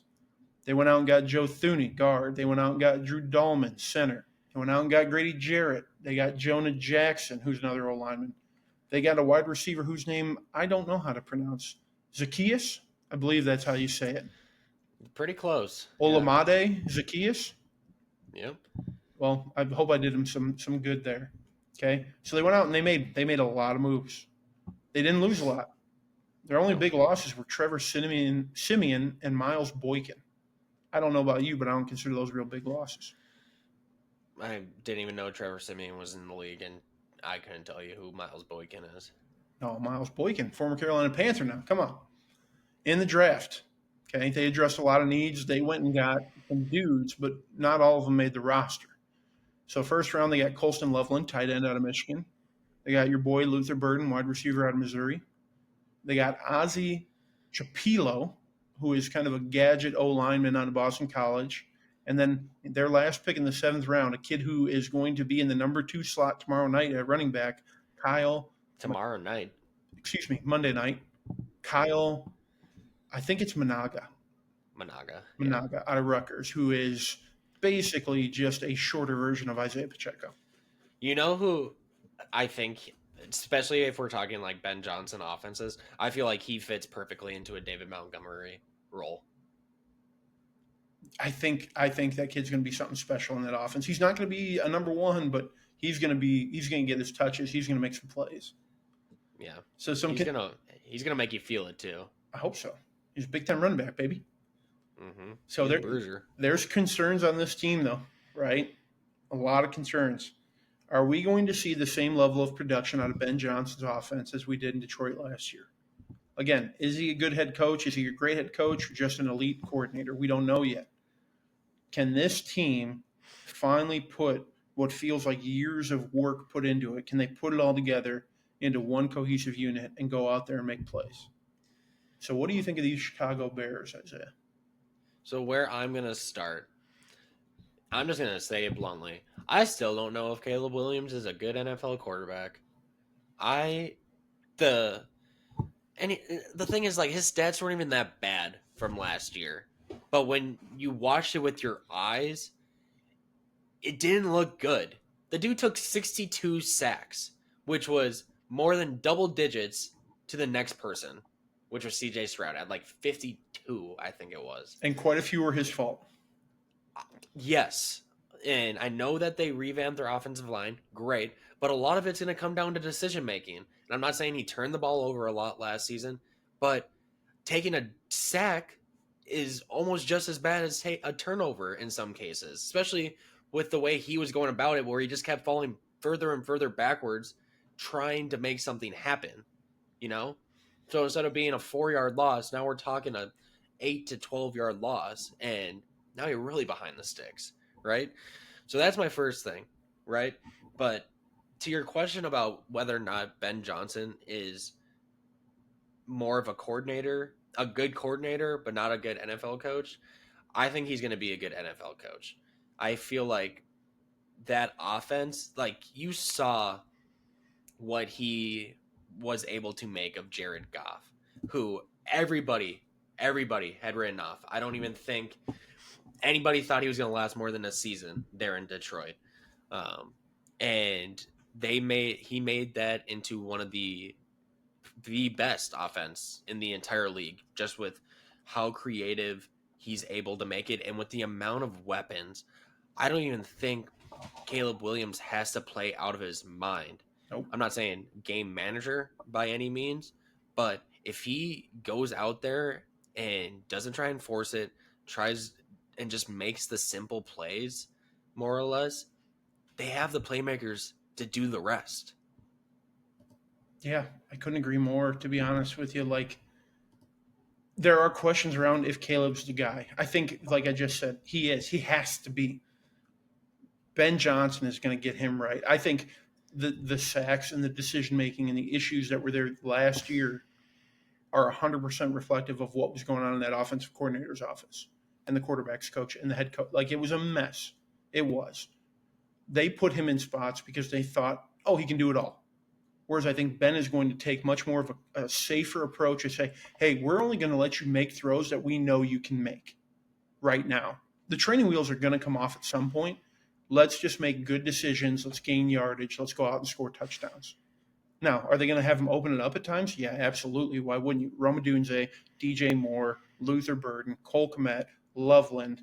You got Swift. You got Roscoe John. Like, it's unlimited. I agree. He's going to be better than a game manager, I think. I think we're going to see a different Caleb Williams. We're going to see Heisman-esque throws out of him over the course of the year. Don't expect a game one. I think this is – I would be worried if I were an NFC North team that wasn't the Bears on how well this could go. There is a piece of me, though, I don't know why, that Caleb Williams just has another so-so type of season, and then we're really starting to have question marks at the end of the year because he's not Ben Johnson's guy. I know Ryan Poles brought him in. He's still there. But how long of a leash does Caleb Williams get if it's another so-so year?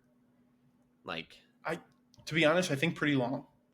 And I think it's because I would assume so too, unless like the wheels completely fall off. yeah, if they're picking top 3 next year, that's somebody died. Okay, like I don't see that happening. And I think to your point about he's not Ben Johnson's guy, I think he is because I think he took the job because of Caleb. I think he had his pick of the litter. He could have been the Cowboys head coach if he wanted to go work with Dak, right?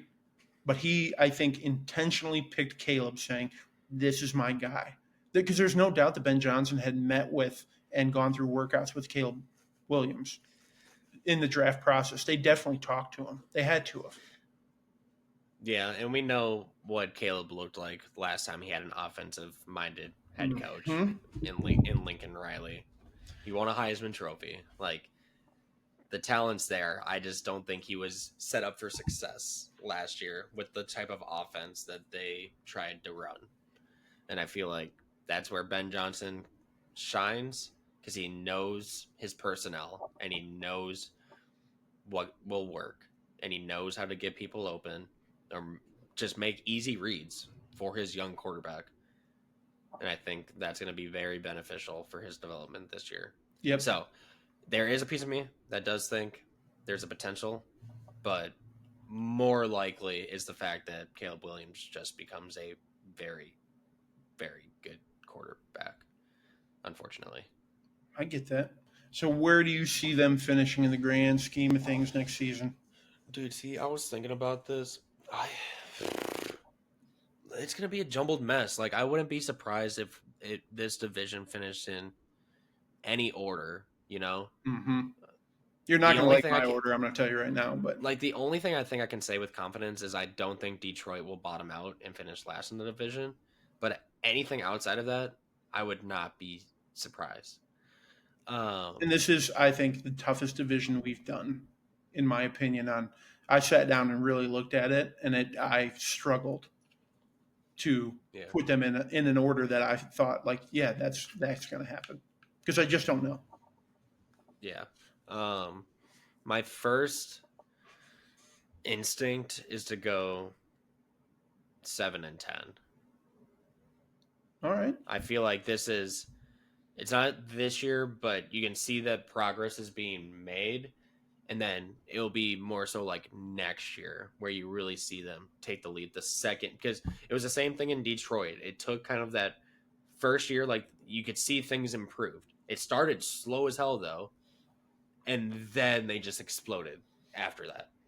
Because from what I've heard, his offense is kind of tricky to pick up. There's a lot of nuances to it. And that's why I think a veteran like Goff, who'd been in some pretty intricate systems with McVay, worked so well. Yeah, he was able to pick up on it a little bit quicker. Although they did still start 0-11 that first season. I don't think it gets that bad for Chicago. But I do think this is going to be kind of a building block season. And then next year is when we see him take that next step. See, and I think that I agree with you about the slow start, and Ben Johnson's offense is tough to pick up. I think the Bears are in so much better of a position on how their roster's set up, where the only piece I think they were missing was a head coach and somebody to really run that offense. Their defense is a solid defense. Doesn't matter who the head coach is. It just is. 10-7, fighting for the second spot in the NFC North. I think we're going to, if this works out how it's supposed to and how Ryan Poles has planned it, I think we're talking about there's a scary team in Chicago. So then the real question, if you have them 10-7, are we talking playoffs or are we talking I don't know. Just missing? It depends on if the NFC is going to get three teams into the playoffs. Well, the NFC for sure will get at least 3 teams. The NFC North. If the NFC North gets 3 into the playoffs, I think they certainly can be one of them. If not just on the outside looking in. But we're going to talk about the Bears are competitive, and the Bears are not a cakewalk like they used to be. No, not by any means. And you said 7 wins, huh? Yeah. Oh, that's fair. I get it. Building block season. All right. Plus that division. Going to be tough. Moving on to the biggest rivals of the Bears. The Green Bay Packers. Green Bay finished 11-6 last year, third in the division, made the wild card, and lost to the Eagles in the wild card round. More additions than I think we've ever seen out of the Packers. Huge trade. Micah Parsons, officially a Green Bay Packer. Kenny Clark and 2 first-rounders going back to Dallas. They go out and sign Aaron Banks, sure up a little bit of guard help there, which injuries on their O-line have suggested they need to do. They went out and got Nate Hobbs. They also went out and re-signed Brandon McManus, who was with them last year, did walk, and ended up coming back. Okay. Departures. Kenny Clark in that trade. I mean, he was a mainstay on your defense for a long time. He's out of there. Josh Myers, a mainstay on your offensive line. Gone now. A.J. Dillon's also gone. And then the debacle that was Jair Alexander at the end of the year last year, he is now with Baltimore. In the draft, they did something that I don't think any of us ever expected the Packers to do, Isaiah. They drafted a wide receiver in the first round, Matthew Golden. They also went out and got Anthony Belton, an offensive lineman from NC State, Savion Williams, wide receiver TCU, Baron Sorrell, who's supposed to be a stud, edge rusher from Texas, and Warren Brinson, D-tackle out of Georgia. So now we all know how good Micah Parsons is. You would agree that he is an elite football player, yes? Yes, sir. Awesome. How well is that defense going to develop around Micah? Because he's now the focal point. So you have to build around him. You're really just throwing Rashawn Gary out already, huh? Are you? Yes. Not throwing him out, but he is not the focal point. He is option B. There is an option A, and it is Micah. I'm not disagreeing with it. If anything, if I were them, I'd be moving Luke Van Ness and keeping Rashawn Gary and say, learn something here. Lucas Van Ness should be happy he's on the team still. Agreed. All right, so that's the defensive side. But on the offensive side, right, can Jordan Love explode and become what a lot of Green Bay fans, a lot of NFL talking heads are saying, he should be having MVP-like seasons or at least being in those conversations? Seems to me like the Green Bay Packers only go as far as Jordan Love does. What do you think about these Green Bay Packers?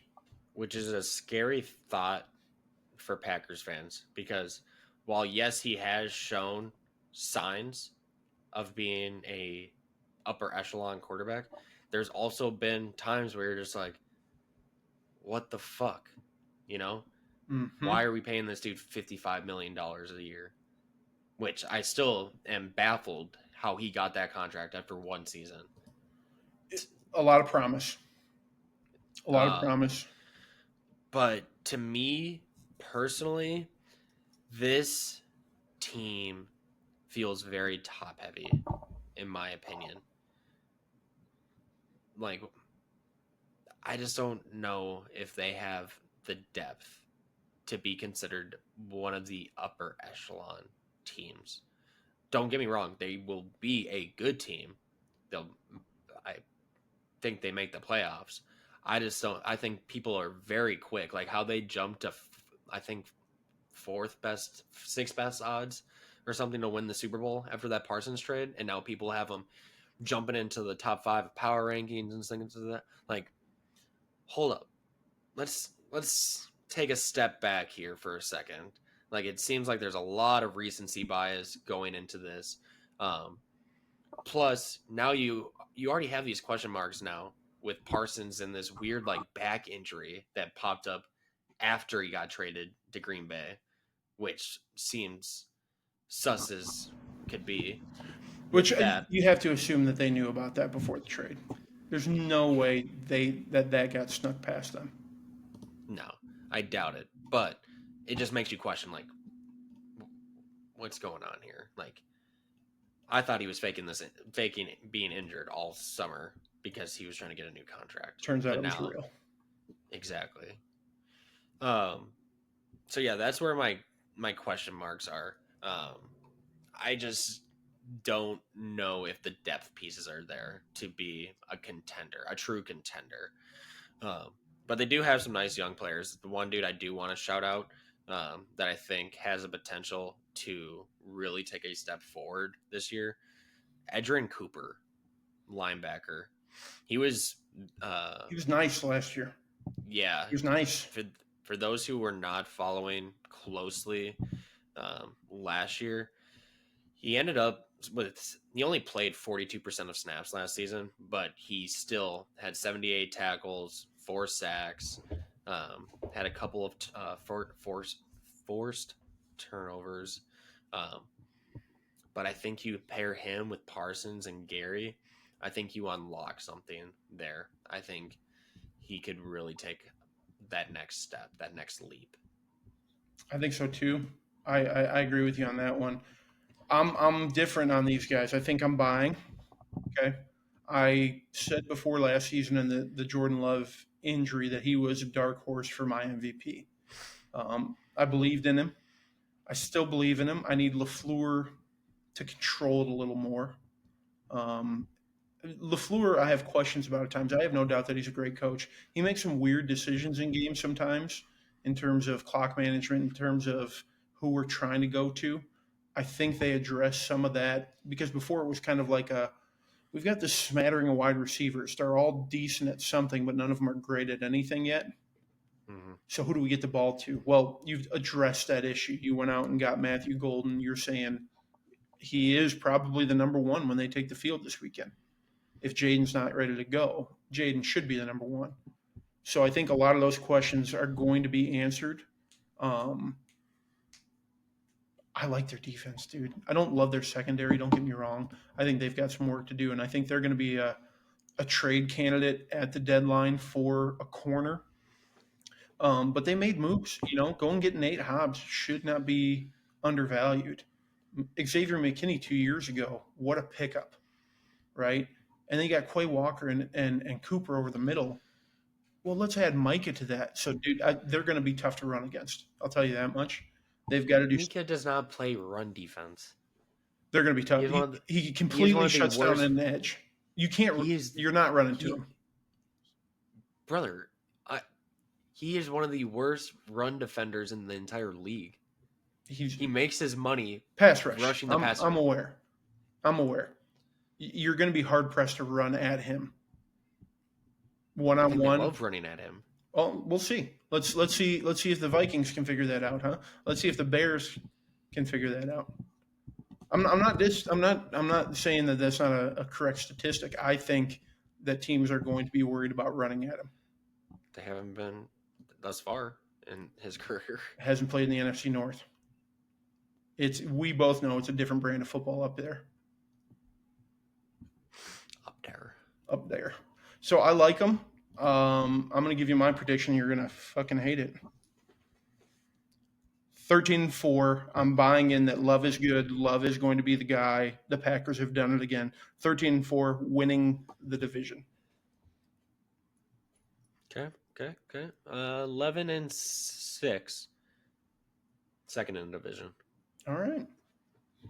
Keep this thing rolling here, moving right along. We're going to go to your Minnesota Vikings. Last year, the Vikings, under the leadership of Sam Darnold, your boy, 14-3, second in the division, lost in the wild card to the Rams.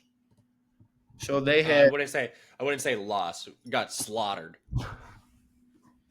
I wasn't going to say it. I'm glad you did. We got spanked a lot. It was belt to ass. It was belt to ass. Yeah. But I tell you what, you guys made moves. And truthfully, like, this feels like the theme of the NFC North was going all in. Where everybody's going all in, young quarterbacks, with the exception of Goff, like, we are all in. Everybody's spending money, going and getting guys. So Minnesota Vikings pick up Jonathan Allen, D lineman, Javon Hargrave, D lineman, Will Fries, guard, Ryan Kelly, center, Isaiah Rodgers, corner. They brought Thielen home, your boy.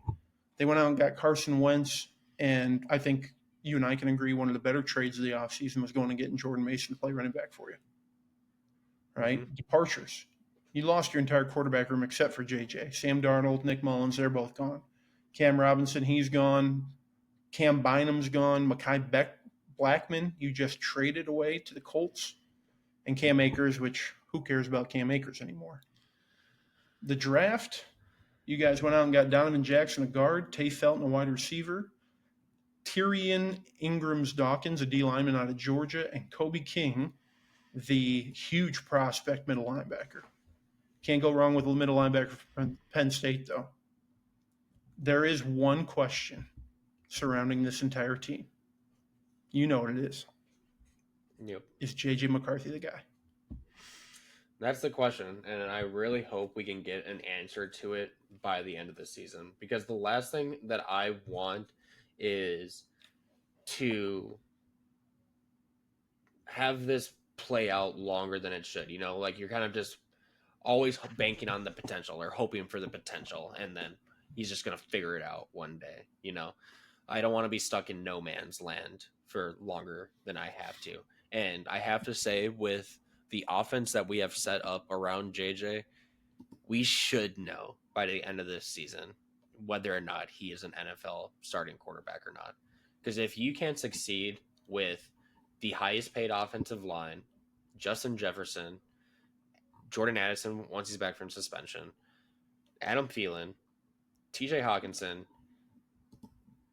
Aaron Jones, Jordan Mason, like let's be honest, you're probably not going to exceed anywhere else if you can't do it here with this talent.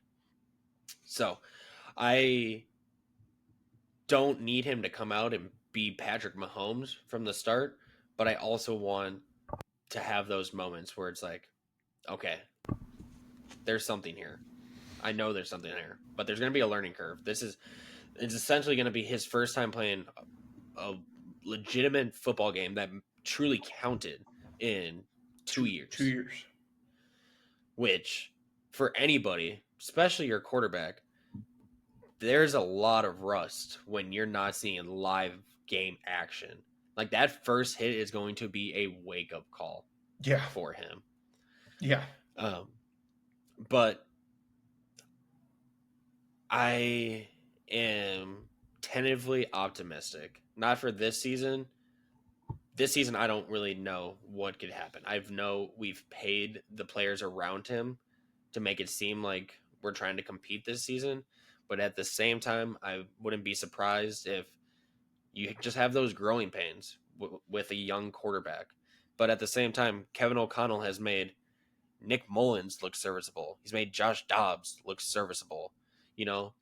So is it crazy that J.J. McCarthy, who I think we both can agree, far more talented than these other quarterbacks that Kevin O'Connell has worked with, and he's able to come in and just operate that offense? It's probably going to be more in a game manager type role this season, but moving forward after that, who knows? I'm so glad you said that. Like, they've built this team to be competitive. I worry that that's the mindset of like, hey, we're going back, when it should be we're going to develop this young guy, we're going to be competitive, not we're storming ourselves back to the playoffs. And I really think, is that the mentality up there? Because, like, is that what fans are saying? No, I think the thought process with that right now is they're really just trying to maximize his rookie deal, where they don't have a lot of money tied up at quarterback. So let's go and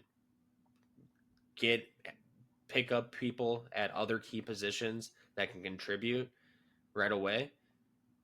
And a lot of these guys are older. Like, by the time that JJ is up for that, hopefully that mega extension, Jonathan Allen's not going to be there. Most of these guys should be off your books by then. Exactly. But this also gives him the best opportunity as a young guy from a development standpoint. Yeah. So I'd much rather them spend all this money to put a good team around him, just so the growing pains hopefully aren't as bad, compared to, well, we have a rookie quarterback, fuck it, not going to spend that much money, save it for future years, and then his development gets stunted because he was just thrown into an awful situation. Yeah, I get that. Unfortunately, Isaiah, I think the growing pains are going to be greater than you guys think they are.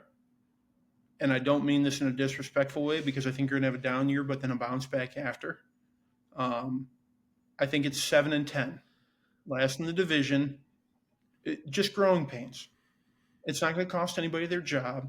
Some of the guys will leave, right, like normal, but it's not going to cost coaches jobs. It's not going to cost JJ.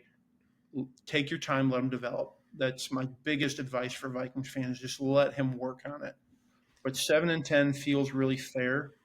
I don't disagree that they've put together a very nice roster, but everything's going to have to run through him. Yeah, out of all the teams in the if he struggles, man, I mean, you're going to start hearing Mark Sanchez comparisons, and I don't mean that like I'm not saying that, but like set up and with this great roster and just a game manager and kind of got us there for a little bit. Yeah, I think Minnesota easily has the biggest variance of the 4 teams in the NFC North. I would not be shocked if they won 10 games. I would not be shocked if they won 5 games. You know, the range of outcomes is large. And the other thing that I hadn't mentioned yet was just how well we played in one possession games last season. We went 8-1 in one possession games. So we played in a lot of close games that could have gone either way. Could have gone either way, right? And that's usually the first thing that regresses the following season. Like just coming back to the means, right? So I think we can get to 8-9. I think our defense can win us some games just because of how big of an asshole Brian Flores is and the things that he does on defense. I think can win us some games, but I think there will definitely be moments where we struggle and we have those growing pains. But I think 8-9, I feel like you said, with the amount of money that we have put into this team, I feel like there's enough talent, even with the growing pains from JJ, to get to 8. And listen, I'm not hoping on his downfall. There is a reality. I'm just happy I get to wear his jersey finally. I didn't wear it at all last year. There is a reality where this thing goes south in a hurry, and he's not the guy. I just want you to mentally prepare, just in case. You little scared boy. I'm scared. That's okay if it's quick. I think we waited 4 years with Christian Ponder before we finally pulled the plug on that one. Yep, that was about 2 years too long. Exactly. All right, last team in the division, last team of all of our NFL previews here. And we're going with the team that finished 15-2, won the division, the Detroit Lions. Huge upset in the divisional after a first-round bye. Huge upset, losing to the Commanders. So they had quite an offseason, one of the more quiet in the NFC in terms of players, but went out and got DJ Reed, cornerback, Rocky Sin, quarterback, Avonte Maddox, who is kind of a do-it-all DB, can play all over the place, and then they went out and got Kyle Allen to be their backup quarterback. Departures. This is where they're hurting the most. You lose your offensive coordinator, Ben Johnson. You lose Aaron Glenn, your defensive coordinator. You lose Antoine Randall L., who was kind of the OC kind of coming up in it under Johnson. He's with the Bears now, too. Johnson took quite a few guys with him. Glenn took quite a few guys with him. Huge changeover in coaching staff. Zadarius Smith's not coming back. Kevin Zeitler signed in Tennessee. Carlton Davis, he left in free agency. Melifanu, safety, he's gone. They went out into the draft, and I'll be honest with you, I think they reached in the draft a lot. And I think they had to. First round, they took Tylek Williams, D-Tech from Ohio State. Second round, they took Tate Ratledge, a guard out of Georgia. Took Isaac Tesla, okay, which, by the way, fantasy football team names are loving that shit. Isaac Tesla, the wide receiver out of Arkansas. Miles Frazier, the O-lineman out of LSU. And Ahmed Hassanian, an edge rusher out of Boise State. We'll talk about him in a little bit, but I want to make sure we got him in there. Okay? Coaches, that's the biggest question. How does this team transition from losing all those coordinators and all those position guys and maintain the same level of success? It is now solely on Dan Campbell's shoulders. Can he bear that weight? There's some questions on offense. The biggest question for me is, what can't Jahmyr Gibbs do? I took him as the offensive player of the year. What can he not do? Because I haven't seen it yet. And then the other thing I want to propose to you is, if this works out and they're good, is Jared Goff going to have like an sneaky MVP like year, and all of a sudden we're talking about, oh shit, Jared Goff might be back more so than last year? Like, these are the questions, and it's all centered around you lost both your coordinators. Yeah. I think the one piece that you failed to mention, though, and you can almost add it as an addition, they're getting Aiden Hutchinson back. Yes. Who is arguably one of the best defensive ends in the entire league. I think that definitely needs to be mentioned. I think I'm not even so much concerned on the defensive side. I really like where their defense is at right now, especially with that signing of DJ Reed. I feel like that is huge for the cornerbacks. Terry and Arnold's definitely going to need to take a step up, but that is the biggest weakness. But then you still have Brian Branch and Kirby Joseph behind him. So I can live with it at the same time, you know. My main concern really is more so with the offensive line and the turnover that they had there, losing their center, Frank Ragnow, to then having to move Graham Glasgow to center, bringing in a rookie to start at right guard, and then you got Christian Mahogany, who hasn't really gotten much run yet. He's a younger guy too. So that was their bread and butter in recent seasons, where they were always able to run between the tackles because their interior offensive line arguably was probably the second best in the league behind the Eagles. Like, those guys had played together for a very long time and were very good. Now you got these younger guys, and that continuity is going to take a minute. But I just feel like this team itself, you look at the depth chart, there's too much talent for things not to go well for this team. I don't care who the coach is. There's too much talent on this team for them not to succeed. I would agree. So, I think we do see a regression. They're not going anywhere near 15-2 this year. No, nowhere near it. But they have made a lot of the right moves, I think. Yeah, I got them at 13 wins still, 13-4. Wow, winning the division again? Yep. See, I've got them going all the way down to 10-7, fighting the Bears for 2-3. I think that offense is still going to go. It's still Jared Goff. He has a great understanding of the offense. You got a two-headed monster in the backfield. Jameson Williams is a home run hitting threat. St. Brown is St. Brown, one of the best receivers in the league. I'll agree with you that interior offensive line, there are concerns there, but don't sleep on Glasgow. He's played center for him before Ragnow, and then left and came back. He's a vet dude. He's going to have a perfect understanding of what those two younger guys need to be doing. And I'm not too worried about Panay and Taylor Decker. Decker's getting old, but, I mean, this is a team that's going to be competitive. Defensively, I think they just have to stay healthy. I've never seen an injury bug like they've had over there, man. I mean, it just feels like – on the defensive side of the ball. Yeah, it just feels like every week they're missing one of the big names. So what do? Well, we're going to go get 3 DBs who are all – could be starters in the NFL, depending on how you feel about Maddox. I think Rocky Sin on many teams could be a starter. So build depth, but 10-7 feels fair. I think Dan Campbell is a great motivator. I just don't know that he is the X's and O guy that you have to have, like Ben Johnson was. So, but I will say there is some continuity on the defense because they did the defensive coordinator that they did sign. It was a promotion. He was the team's linebackers coach. He was okay before.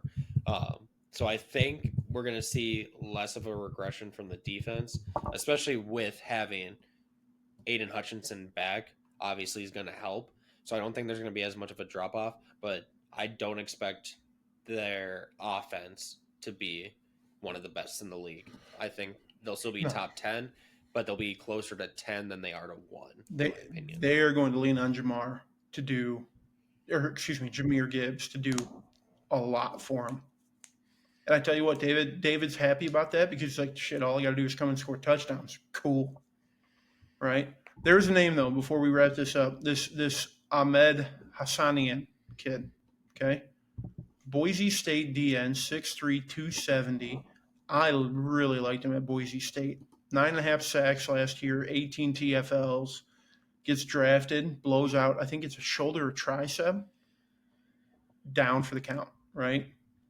6th, 7th round pick, easy cut, right? You would think. So they gave him, they had a medical break of contract. Medical clause came in, so they paid him out some money. GM then immediately comes out and goes, he's going to play football for us this year. Don't you question that. When he's healthy, we're gonna get him back on this team. He's going to play. That's a kid that I think lining up on the other side of Hutchinson could be a lot of fun. He's not going to be an every down guy, and he's not going to be leading the NFL in sacks. Just a hard-working, smack you in the mouth kind of D end.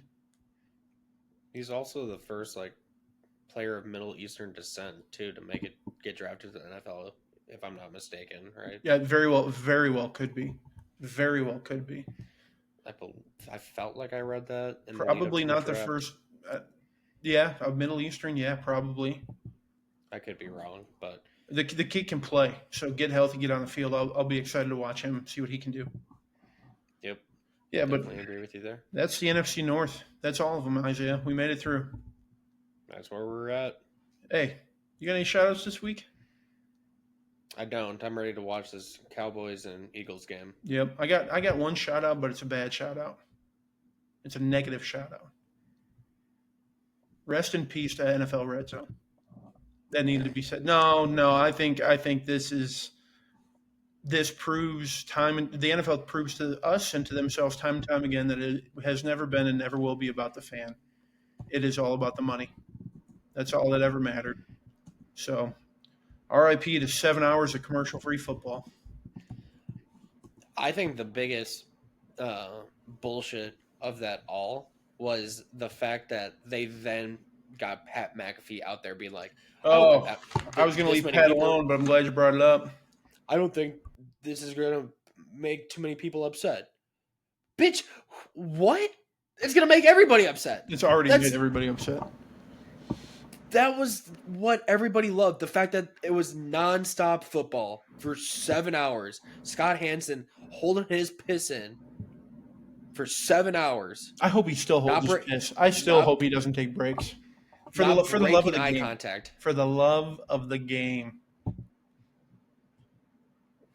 RIP to NFL Red Zone. What a shame. Be like that. Well, hey, man, that's it for episode 17. Should say, hey, now that the NFL season's here, we're doing 2 episodes a week. So we'll be looking back each week, and then we'll be looking ahead to the following weekend. So make sure you tune in, like, subscribe, smash the like button. Tell everybody, share it with your friends, please. I'm trying to do this full time, man. What you said. Anything for the greater good? So I don't have to sit at a computer for 8 hours for the rest of my life. Right. So, well, we are Don't Quote Us Sports. Thanks for tuning in. Catch you on the next one. Peace. See you. Go Vikings.